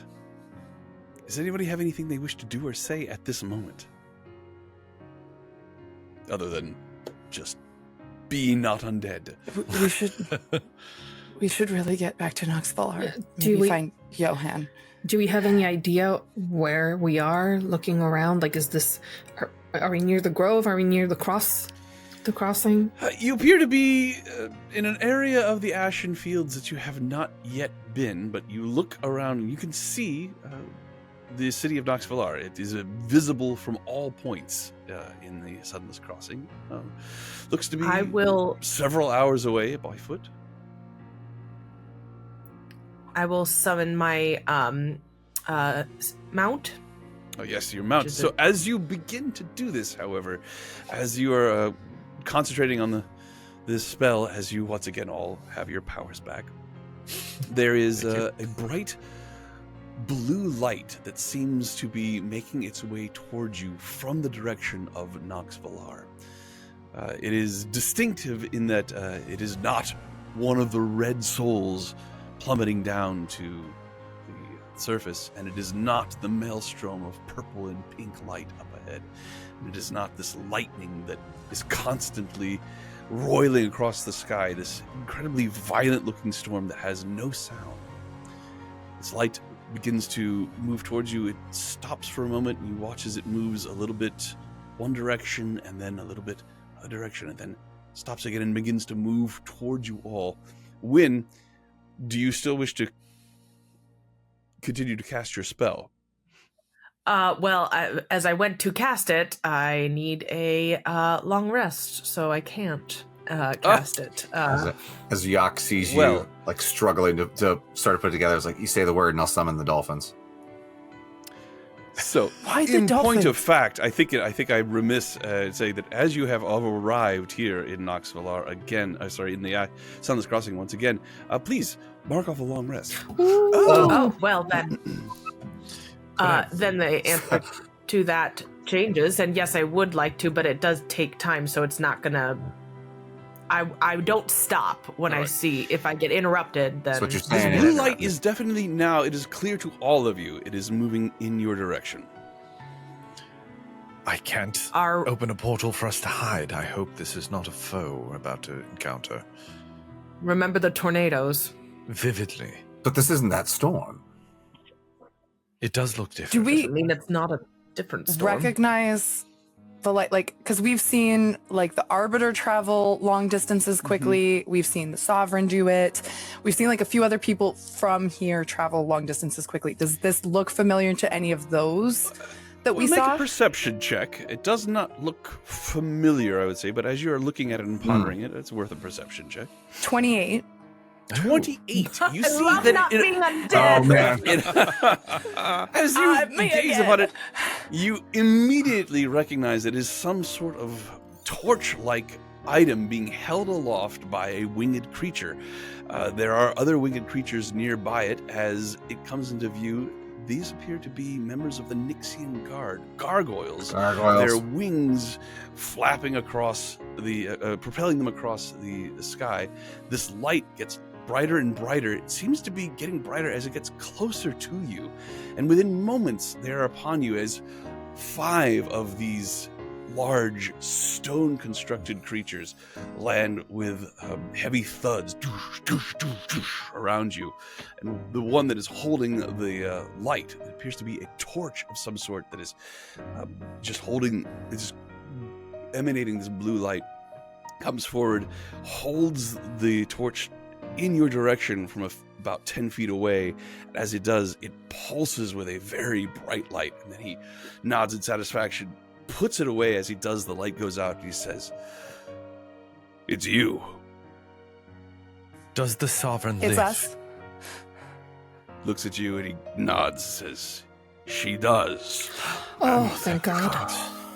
great deal of resource and power has been expended to return you here, and she wishes to speak with you immediately. Of course. Lead the way. Yeah. Well, if you will be so kind. And goes down on one knee, spreads his wings out. You see the rest of them do something similar. It seems as if they wish you to climb aboard. Piggyback ride. Okay. You see Niall start to sweat a little bit, and he just moves forward and awkwardly climbs on top. All right then. Forgive me for holding on tightly. I recommend it. I'll climb aboard one too. Yeah. Yeah, I'll put my hand on one shoulder. Thank you so much. This hopefully things aren't gonna go to complete shit just yet. And I'll get on board. So as you climb on board, there's this strange sensation, this smooth skin like polished stone, but you can feel muscles moving underneath it as each of these creatures incongruously leap into the air, and you can feel the mass and strength and heaviness of these gargoyles, but somehow they're still able to fly and fly with you on their backs as they bring you quickly back to the city of Nox Villar, resting upon its plateau. The water that surrounds the etherwood tree that is in the center of it, cascading off of its plateaued sides and dissipating into the ashen fields. You are taken directly to the Onyx Requiem, the scene of your recent demise. Well, once again, it strikes you that there's something incredibly ancient about this temple, although you don't see any signs of decay or ruin. There is a aesthetic quality to it that seems to have been matched and copied throughout the city of Nox Villar, all the various buildings, but this was clearly the first. Gone are any signs of partying. There are still a few decorations left over from the shepherd's feast, and you see people clearing away things. Does not look like much time has passed. Certainly not days and days. But as you are brought in once again to the throne room, you see instead of this lively gathering that was here before, you hear witness vicious arguments happening between various dignitaries and officials from every branch of the godless monarchy. You see the massive green form of Veiling the Jade standing stoically, listening to both what is being said and also probably the intent underneath the words being said. There seems to be an overriding cry for revenge, but not that much of an idea of how to go about it. The sights and smells and sounds of open warfare seem to create almost a musical undertone to the background. There is clearly fighting happening at the very edges of Nox Villar between the Legionnaires and the Accursed Guard, Nixian Guard, and any other enterprising force that wants to take advantage of the chaos that is happening here in the Sunless Crossing. As you step in, you also see Ash Lynn, who is sitting on her throne with a pensive frown on her face. As you come in, her eyes widen, and you see a true smile of happiness, and she steps forward, and instantly the room silences, and she holds out a hand and says, "Welcome, friends. I trust that your ordeal was not too harrowing." You trust quite incorrectly. Do you know what happens to those who die here now? She looks around at the assembled. Would you be so kind as to explain it? When you suffered the longest, share what happened to you. We returned to our plane of former existence, inhabiting a previously and long dead body. Mine was still caught in the trap that had killed it, and I sat and waited until somehow, by some divine means, the rest found me. Also trapped in undead beings unfamiliar to us. There is a murmur and uncomfortable and grim looks from many of the assembled here, but it does not seem to be a surprise. How long has it been? You are owed answers, and I am ready to give them to you. But, first of all, accept my gratitude and the return of your belongings. And Yay! the items that you had acquired are now returned to you. We are so happy that you made it after that battle. I would not have if it had not been for your sacrifice. Fortunately, the curse that had been laid upon the Nixian Guard was not a long one. Once they recovered, we were able to defend the Onyx Requiem and drive away the Legionnaires. Or was it the accursed Guard? As I say, you are owed answers, and I will give them to you, but you should know that this Kelzir has been captured. Perhaps you would wish to question her or confront her, given that she was so instrumental in what happened. How did you manage to capture her? She was ferocious. As I said, thanks to your sacrifice, once the surprise had worn off and once the curse laid upon our troops was lifted, it was at least possible. It was a near thing. But were it not for you, I surely would have perished. Can you explain something that the Nixian Guard said? They stated that it took a lot of resources to bring us back. Well, there were divinations, many deities that were consulted to determine where you were and what clergy could be summoned to assure your return. Once you had, there were more divinations and more resources expended to quickly gather you as opposed to letting you wander the fields. Wait, does that mean that the clerics who sent us back here, they knew who we were? No living people know of the Sunless Crossing. They would only have known that their deity or the signs of their deity commanded them to go where they went and do what they did. They would not have known you from any other undead. The wounds that Kelzir was inflicting seem to be more than just the standard fare.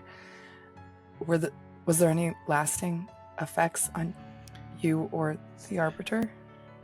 I am recovered. And she looks over to Valen. Temporary effects. Extremely powerful and deadly, but not insurmountable. Do you have any idea where she gained that much power? They look at each other, and Ashlyn gives a slow nod. Perhaps that is something we could discuss as part of your answers. Yes. However, I would prefer it in private. Of course. Do you wish to walk with me now, or do you wish to interrogate Kelzir? Not that she has anything intelligent to say. Let's speak I to- might be able to dig a little Ooh. deeper than what she has yeah. to say. Yeah, do the touchy-feely thing. That I will wait until you wish for your answers. Maybe we Valen, should would you start with mind that so that Sitting on her face. if we have Just a any second. answers Get from Win that. first. What'd you say, Win? I just quipped that I wouldn't mind spitting in her face. And then, what did you say, Dawn? Just that then if we get any answers from her, we can share that at the same time we get answers from the Sovereign. She nods. And Valen steps forward and he says, "Let me add my thanks to the Sovereigns, who all behaved extremely bravely and with impressive attention to duty towards one Sovereign. If you will follow me, I will take you to this Kelzir." Thank you. Thank you. Alrighty. Let's see. As he takes you out of this room, he walks along again. His enormous wings take up nearly the entire hall as he walks with you. And he leads you to what appears to be just a random room that has several Nixian guards standing guard outside of it. As he comes forward, they step aside and he opens the door and lets you in, and you see, wrapped in just layer after layer of chain, Kelzir, sort of looking around. As the door opens, she blinks against the light for a moment and then looks at you all, and her eyes widen in delight. Just, "Oh, you're back! How fun! I guess that means we get to do it all again." I spit in her face. I've had so much worse from so much better. Surely you want to do more than just spit. Why not take a little nibble? As she does, she grins, and you see she has two long vampiric fangs. Interesting. Dawn? Well? Dawn, biggest thing. I'm gonna start by digging deep into my own where all my feelings live, and where that pit in your stomach when you feel anxious, that the butterflies when you fall in love, that place in you where you experience all your feelings in a physical way. And I'm just gonna take that and I'm gonna create a string of energy that I just shoot out to that same spot on her, and I'm gonna attempt to create a bond of empathy with her. Okay. As an initial. So I develop a psychic impression of this creature that allows me to guide conversations in my favor. So advantage on deception, intimidation, persuasion checks. The one thing is that it doesn't work on undead or constructs. So I don't know if this... So as you form this bond, it seems to fizzle out before it reaches her, and she grins at you even wider and says, "You tried to do something, didn't you? Didn't feel it." It's okay. I have other options. And then I'm going to I'm sure you do. take a moment, and my eyes are going to flash pink, and then I'm going to cast Detect Thoughts as my kind of just awareness of the people around me extends, and I focus it on her, and I'll start with just her surface thoughts before I dig any deeper. Utter chaos and just a mishmash of violent thoughts. She, if she is in fact a she, seems to be thinking a lot of blood, you see dismemberment, you see battle, and you see her chewing on someone's neck and consuming blood and gaining power from that. Vampire. I'll kind of tell people what I see. And then I'm going to dig tell deeper. people what you see? I'm just going to do like a quick, like, she's very violent. She's very Poking hungry. around in my brain. She's very hungry. You would be too, darling. Although I found something far more interesting than just blood. In this amazing place, I can actually consume souls. I can make them a part of me. That's why I was able to absolutely thrash you all earlier. Exhilarating. And yet you're the one in chains. And I'm then I'm going not to dig going deeper. to be in chains for long. I'm going to probe deeper, and she has to make a wisdom save. Alrighty. You know what? She is going to use a legendary resistance to resist this. As she feels you poking around in her mind, she goes, "Oh, no, no, no. Can I We're just? not going to have any of that. Can I But just I'm dispel happy to that? talk." Is that- You cannot dispel, dispel the legendary. I didn't think so. I didn't think, but yeah. Ask me whatever Yes. you want. I'll give you my thoughts with my mouth. I can keep casting it if you guys want, or we can just ask her questions. No, by all means, exhaust her. This is maybe the only time we have her at our advantage. That connection fizzled out, so I will cast it again, All right. extend my thoughts out to her, and attempt to probe deeper She into her brain. rolls her eyes. As, I mean, really? Let's just talk. Roll your eyes all you want, darling. I doubt you'll find your brain back there. And I'm going to attempt to dig deeper again. All right. I'll make a wisdom save. Oh, what's your DC? 18. 18's what she rolled. I will cast it again.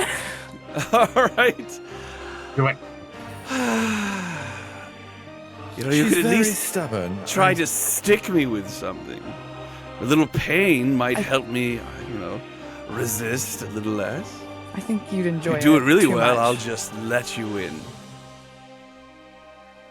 I think you'd enjoy it too I much. had a nickel. All right. Another wisdom save? Uh-huh. All right, this time it succeeds. And I'm going to be like, I'm in.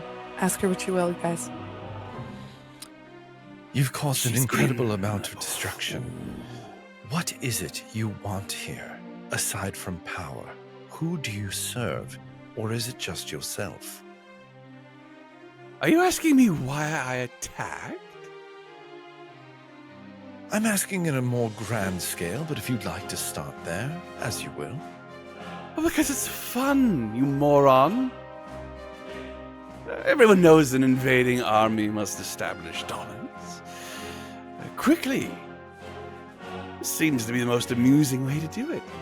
Nice big city on a plateau, gazing over the field.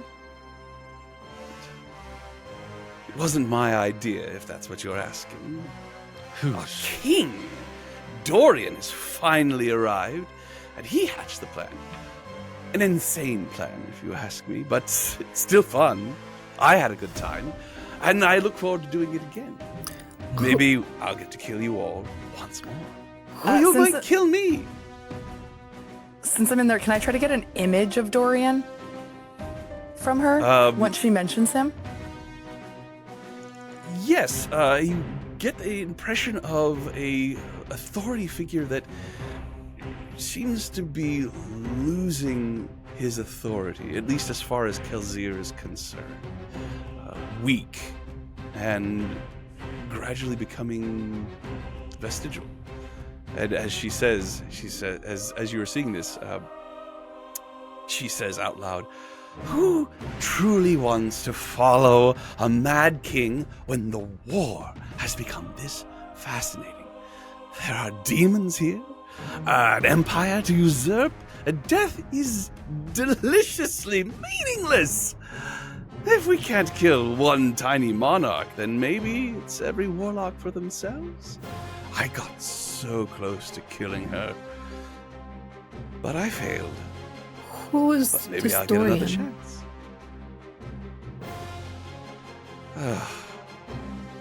Our leader.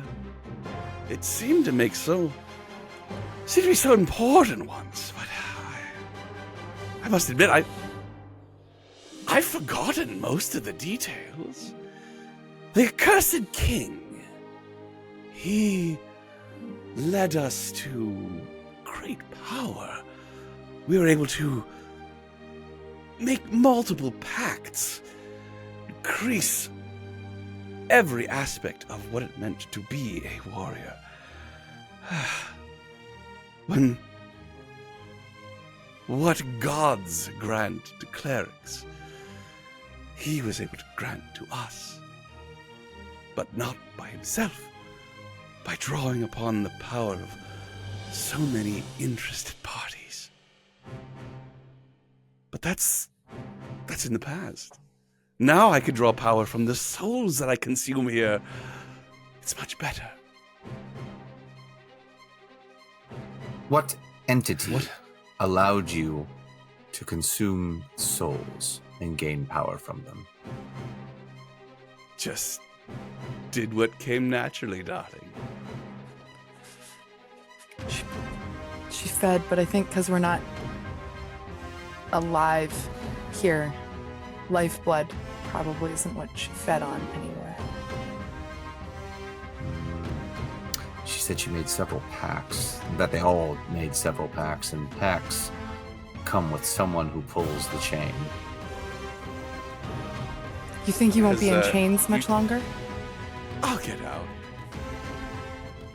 Do I have see like no doubt of that. Do I see like a plan that working through in her brain? No, actually, she just seems supremely confident that these chains won't be able to hold her. I guess she's so used to failing, she knows how to get out of it. How are you planning to break out if you're so bold? You really think I have a plan? That's just not me. No, If she's you're- that. What's your thing with Janos and the other group? Oh, Janos. We used to be an item, you know. But I think that ship has sailed. You want to know why we're fighting? It's simple, really. The Legionnaires became jealous of the accursed guards. We had this power, you see, and they didn't like that, so they tried to bring down the patrons, tried to kill those that were giving us power. If somebody tried to kill your god, wouldn't you retaliate? I think it's only fair. Who are the patrons? Oh, there's hundreds of them. All different interested parties having their thumbs and just so many pies. Of course, she doesn't actually make the symbol with her. She's chained up. But Is your end game just simply gaining more power to sit at the top of the food chain? Is that all you want here? Even someone as chaotic as you must have a grander scheme in mind. I like the fighting. I like the killing. I like gaining more souls to power this incredible strength within me. And I don't really care about Dorian anymore. Not really. I just want to keep fighting. But I don't think you understand the enormity of your situation. We are all coming here. Every single one of us. And when we kill each other, we'll bring even more back with us because that's what's happening, friends. more and more, with each death, you'll be overwhelmed. It's inevitable. So get comfortable with killing, because that's all you're going to have for eternity, it would seem. So you plan to flood the Sunless Crossing That's not my plan, it's just what's going to happen. with a cursed guard so that they can fight for eternity? Eventually, I'll run out of things to kill. No, we won't. Are you guys the ones responsible for people coming back to their to other planes as zombies? No. Have no idea about any of that. I just know that it's happening. We I'm all get taking to it. benefit. It's strange that it happened at the same time.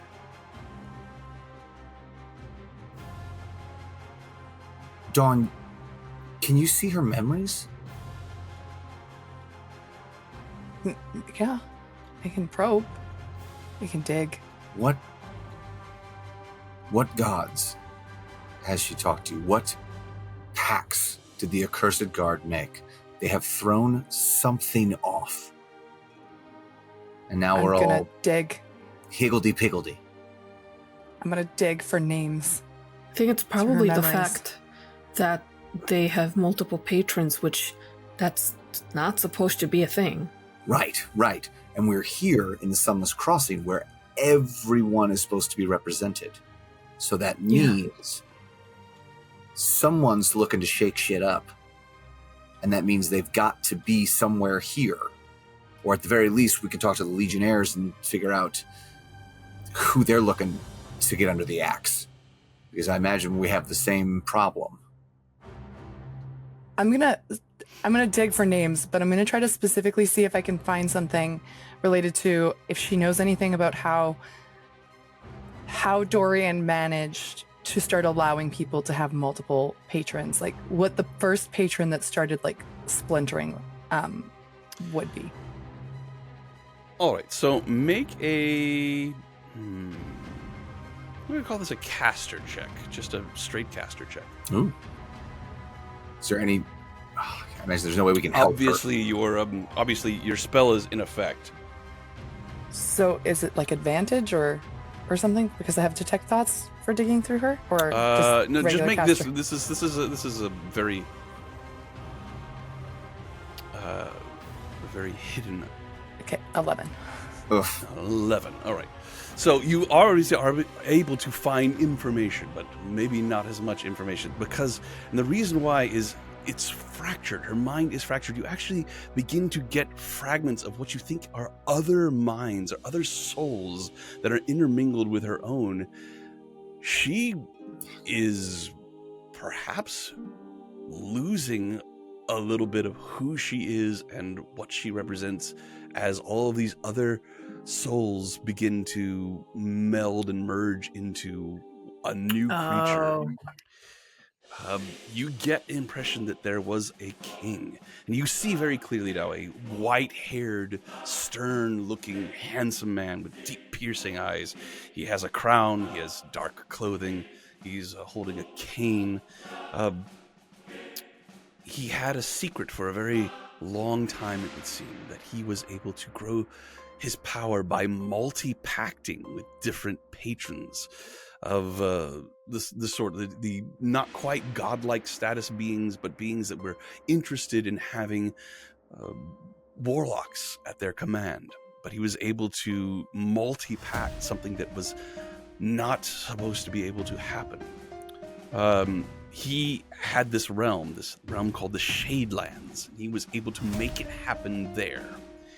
But now he seems to travel from plane to plane, making war on other people there. But you will recall that when the Kelsier entered in, there seemed to be a great number of warlocks that were a part of the attack. It would seem he has armies and armies of these empowered warlocks, greatly empowered. And you recall that when you fought Yanthazul, she seemed to have access to much more power than a warlock would normally have. It seemed that she is benefiting from this multi-pack power as well. But any more details than that is just being lost in the sea of other minds and other souls that are now becoming a part of Kelsier. From what I know, because like when you die here, you start losing pieces of yourself, and how you stay here is to remember yourself from everything that we were told. That is definitely information that you've been had.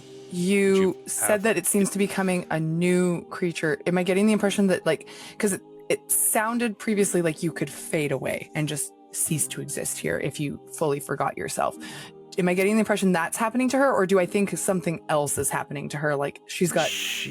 If you had to describe it, what is roiling within her mind, which here in this place is essentially her soul, is a quilt, like a patchwork of different beings that have been stitched together and creating a wellspring of power that is allowing her to be the formidable, nigh unstoppable force that you saw when she attacked Ashlyn.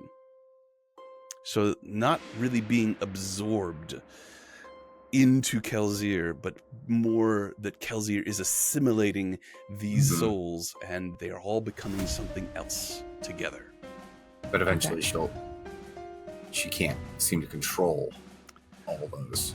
Well, you would think that eventually, as you know, if you die enough times, you will unravel and forget who you are and fade away. It seems to be the state, which is why it's not a good idea to continue to die here in the Sunless Crossing. She seems to have found a way around that by, rather than letting that happen to her each time she dies, and who knows how many times she's died at this point. She is taking power from the other souls that she finds and stitches them together, knitting them into her own. Okay. And Kelsier, as you find these thoughts, looks at you and she says, "It's not just me, you know. We're all finding we can do this. Every time we come back, we find new souls wandering around, and we take them."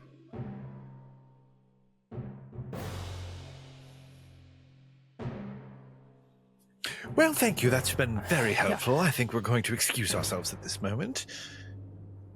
I'm gonna, See you again, I'm sure. I'm gonna sever the connection that I have with her. I'm done. If you guys have more questions, That was fun. ask them. But it could be so much more fun. Let's really make this an interrogation. Start cutting things off.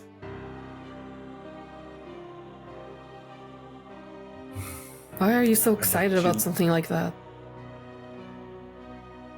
You shouldn't knock it till you tried it, darling.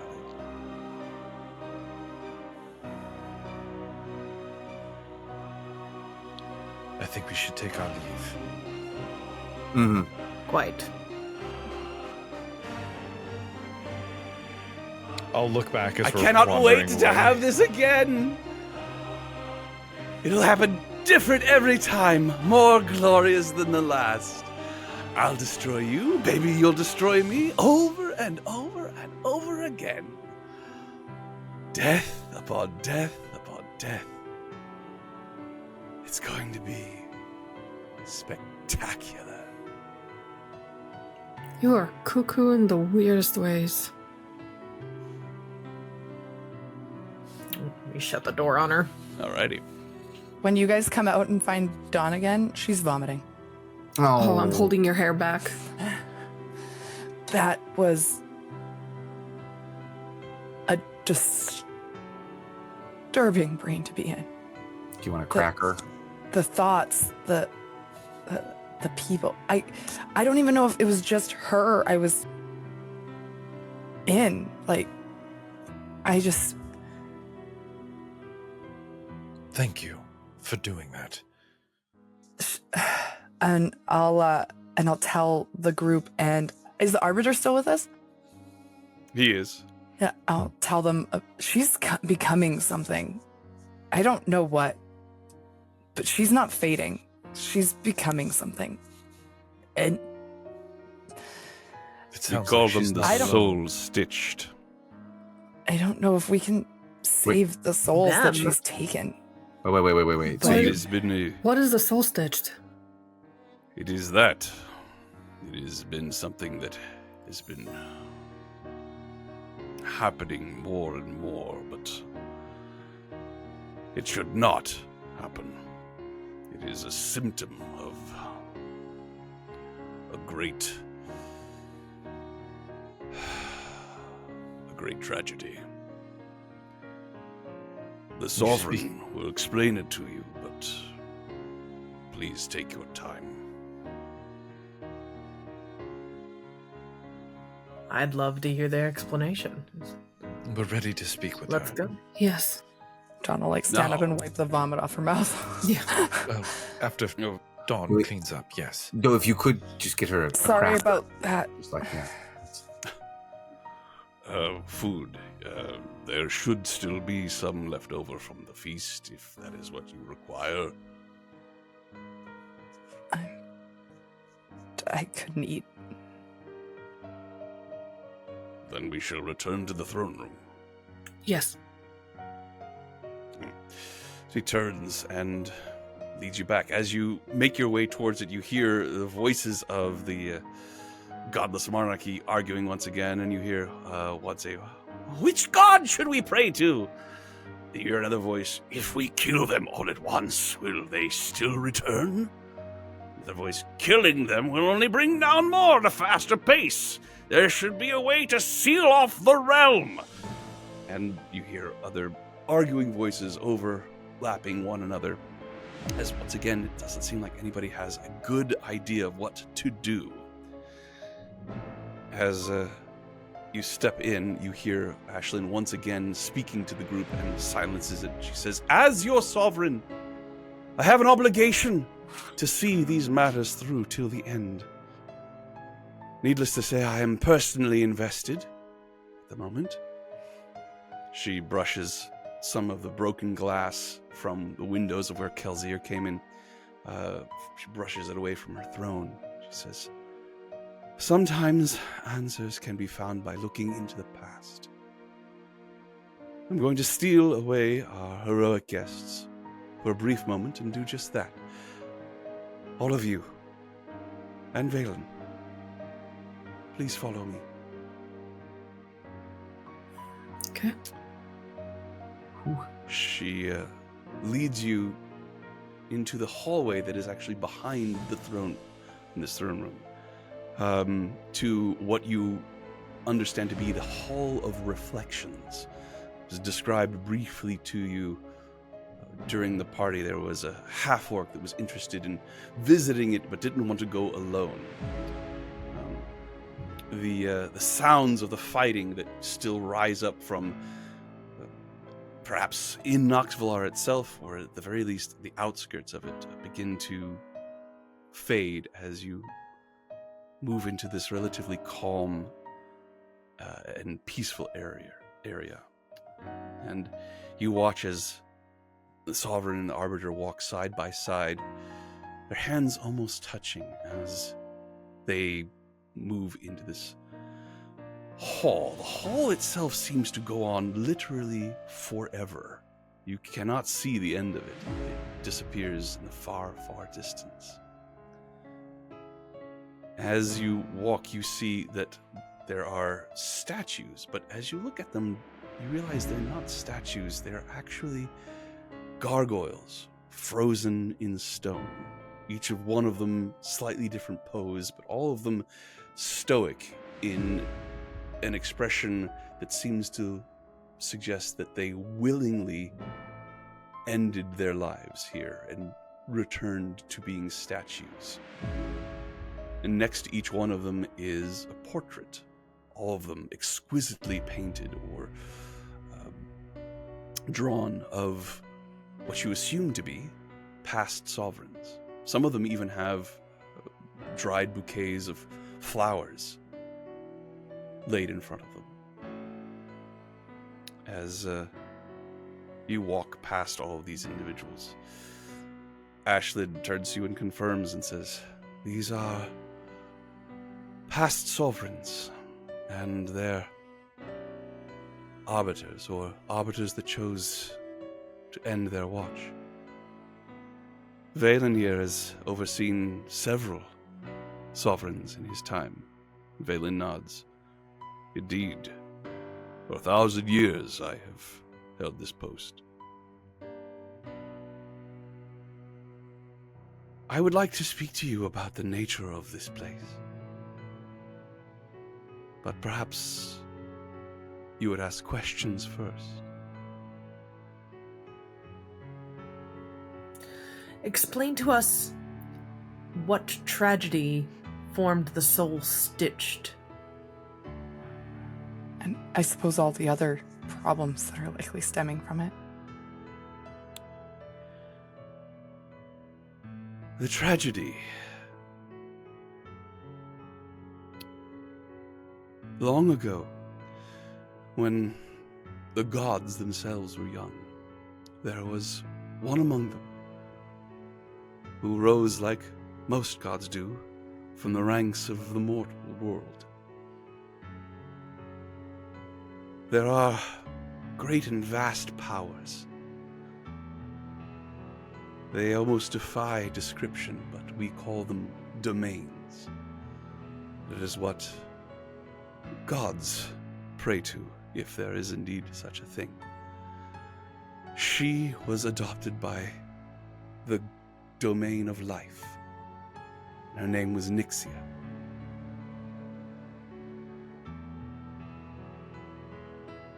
She became aware that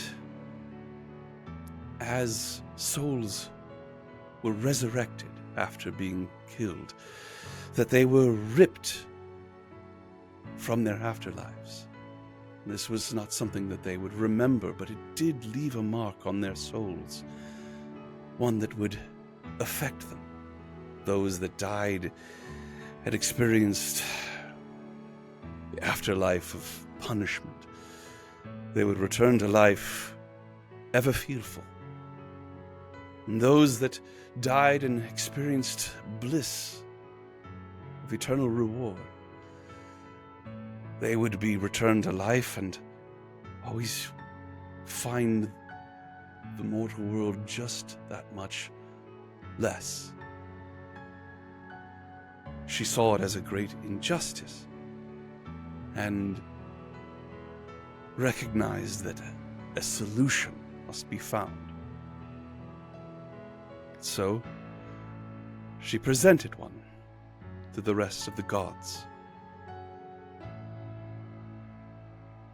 That was the beginning of the Sunless Crossing, a realm in between, a place that will allow souls to rest, to come to terms with their demise, and then perhaps return back to life if resurrection magic is involved, with no memory whatsoever of their time here.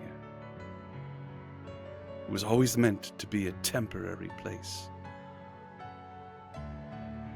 Something created as a stopgap for a problem that needed a more permanent solution. The tragedy is that the gods, all of them, promised that there would be such a solution. For in order to create this realm, Nixia had to sacrifice herself.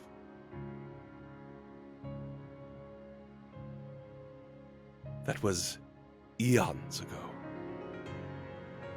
And no solution has presented itself. And so Nixia remains literally the Sunless Crossing. As far as the Soul Stitched are concerned, something is happening. There's erosion of the rules that govern this place. They should not exist. The fact that they do means that something is dreadfully wrong. This scarlet malice that stems from who knows where, it threatens to undo everything. There are many threats to the Sunless Crossing, most commonly creatures from other planes. Demons who seek to harvest the souls here. They think of them as stuck in limbo, easy to harvest. This entire realm is a sorting and holding place for those who have perished, but only from realms of existence that have access to resurrection or necromantic arts. Because of this, the Sunless Crossing has become and should be a neutral ground from all realms and access to such magics.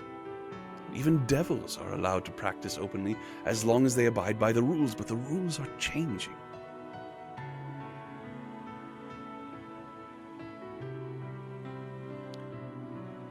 Other questions? I'm sure you have some. Do you know anything of the song that is going around? It is everywhere. All who are killed now, here in the Sunless Crossing, seem to be arriving somewhere in the mortal realm, and they bring with them this song. It seems to grab a hold of those living that encounter them. And as best as we could tell, it is a death sentence. All of them, within days, either kill themselves or succumb to its power and come here.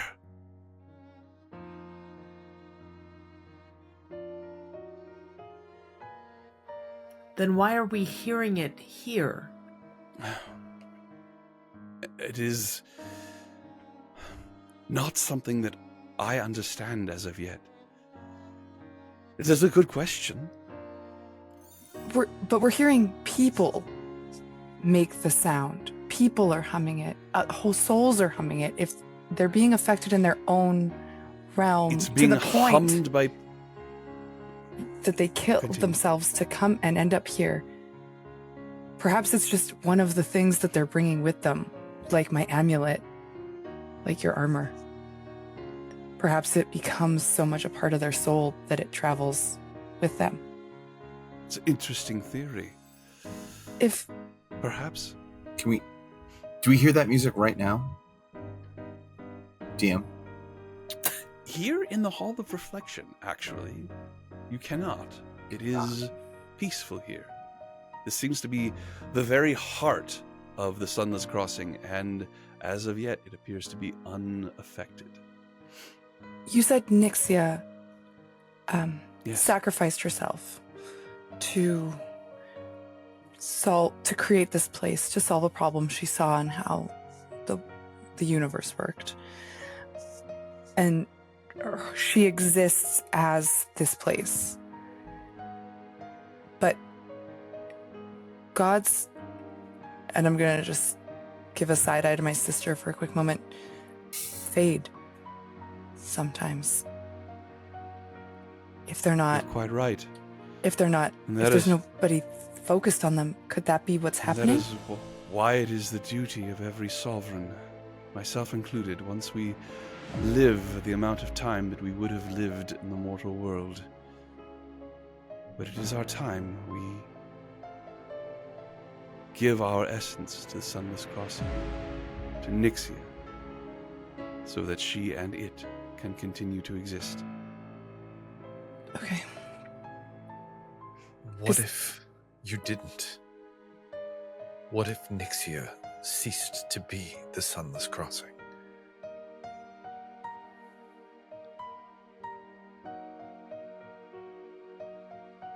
I cannot even Imagine the chaos that would unleash.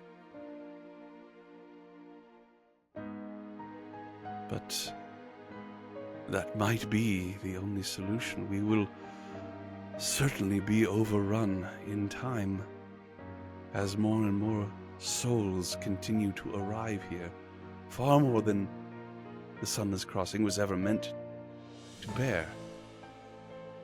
What if, because you said that this was supposed to be a stopgap until a larger plan, a larger solution was put in place. What if a single person, a single sovereign trying to hold on to Nixia is not enough for the volume? People are here for so long, waiting to either move on or be resurrected. What if the place has become too much for one sovereign to maintain the belief in Nixia, to maintain the rules, for her to maintain the strength to keep it working? And as it breaks down, more people flood it, and it breaks down further, and it eats away at itself. You're suggesting that I ask for volunteers? I'm offering suggestions into what could potentially be happening. Is there a It's temple an interesting thought. to Nixia? She holds out her arms. If there is one, it is the entirety of the Sunless Crossing. As she says this, you begin to realize you've arrived at the first paintings and sculptures of gargoyles, or gargoyles themselves, that begin to show signs of real age. Just statues paintings that are so old they are begun to crumble. And an expression of sadness comes over Valen and also Ashlyn, and she says, I wanted you all to know the truth of this place and understand there is not an easy solution in sight as far as I can tell, but I think, and she turns to Valen, and Valen nods. He says, the city must be defended by any means. The souls that are here must have every chance to either be resurrected or find their way to their eternal rest. Will you continue to fight on our behalf? Of Yes. Yes. Yeah. Yeah, why not? Let us return then. Then wait. And go You ahead. said you wanted to show us the true nature of this place. The pools of reflection. Is this a place of commune? Is this a place of... What does Halls this of do? reflection. Sorry. It is a place of peace. I suppose the true nature of this place is one of sacrifice. And that is, she gestures to this immense hall. That is what I wanted to show you, but also to tell you and answer your questions. This may be a stupid question. I don't ask many. Well, Can Nixia be communicated with? Or is she just an idea now? I don't know. But that is a very interesting question.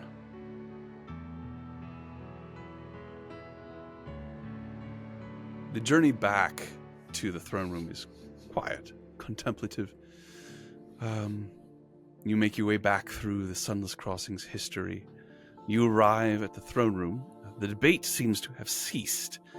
And you see a hand-drawn map of the realm is resting on a cleared table with several Nixian guards placing markers on it to represent areas that are heavily impacted by the fighting that is happening between the Legionnaires and the Cursed Guard. Ashlyn steps forward to address these assembled people, and she leans on her massive mace, which she takes from its place at the side of the throne. She says, "In time, we will all be but a memory, but like countless other sovereigns before me, I have a duty to die for this realm. If these lost souls, these legionnaires, these accursed guards, insist on disrupting this place with violence, then we must greet them with proper etiquette, no? The etiquette of war?" As she finishes this statement, there is the sound of a soft clap that breaks the silence. Your eyes turn quickly to a figure that was unseen until now. It's dressed in a very dark purple robe with swirls of gold and white embroidery. Blue-skinned, tiefling features, but they hide their face behind a porcelain mask. No! But a war against whom, my friends? You've begun to ask the right questions, but I fear you won't reach the right conclusions without a little divine help. Allow me to introduce myself. Taking off the mask reveals curious, piercing red eyes, somewhat androgynous features, gives a deep bow. They call me Majan the Betrayer, and I've seen the worry and fear many of you bear in your dreams over this scarlet malice. Please, if you will allow, let me give you a glimpse of fate and place a choice within your hands. And that, my friends, will be where we end our session for tonight. Thank you once again for being the awesome players that you are. But like 7 more hours. So many cliffhangers. I cannot handle I it. know, it's lots of cliffhangers. Once again, a great thank you to the Storytellers Forge, the writers and publishers of the Black Ballad, which we are playing. We are so grateful for them for sponsoring yet another season, so we get to continue on with this fantastic story. Great thanks to Diamorte, who provided the music that you're listening to, music that has been purpose written for this this module, and also to the fantastic art that you are seeing here, our character art by the amazing Kai. All of the links to these various individuals' important information, their Instagram and so on and so forth, is all in the chat. If you like what you see and would like more, please check me out. I am also on the Instagram, and I am a DM for hire and happy to DM you in your games. I also have a podcast that Samus and I are a part of called Echoes of Kryn. It takes place in the world of Dragonlance, also an actual play like this. I think you'll enjoy it. Just fantastic to be back doing this for the foreseeable future. So, goodbye, everyone, and we'll see you next time for Session 2 of Severed Threads, Notes from the Black Ballad. Take care till then, all, and goodbye.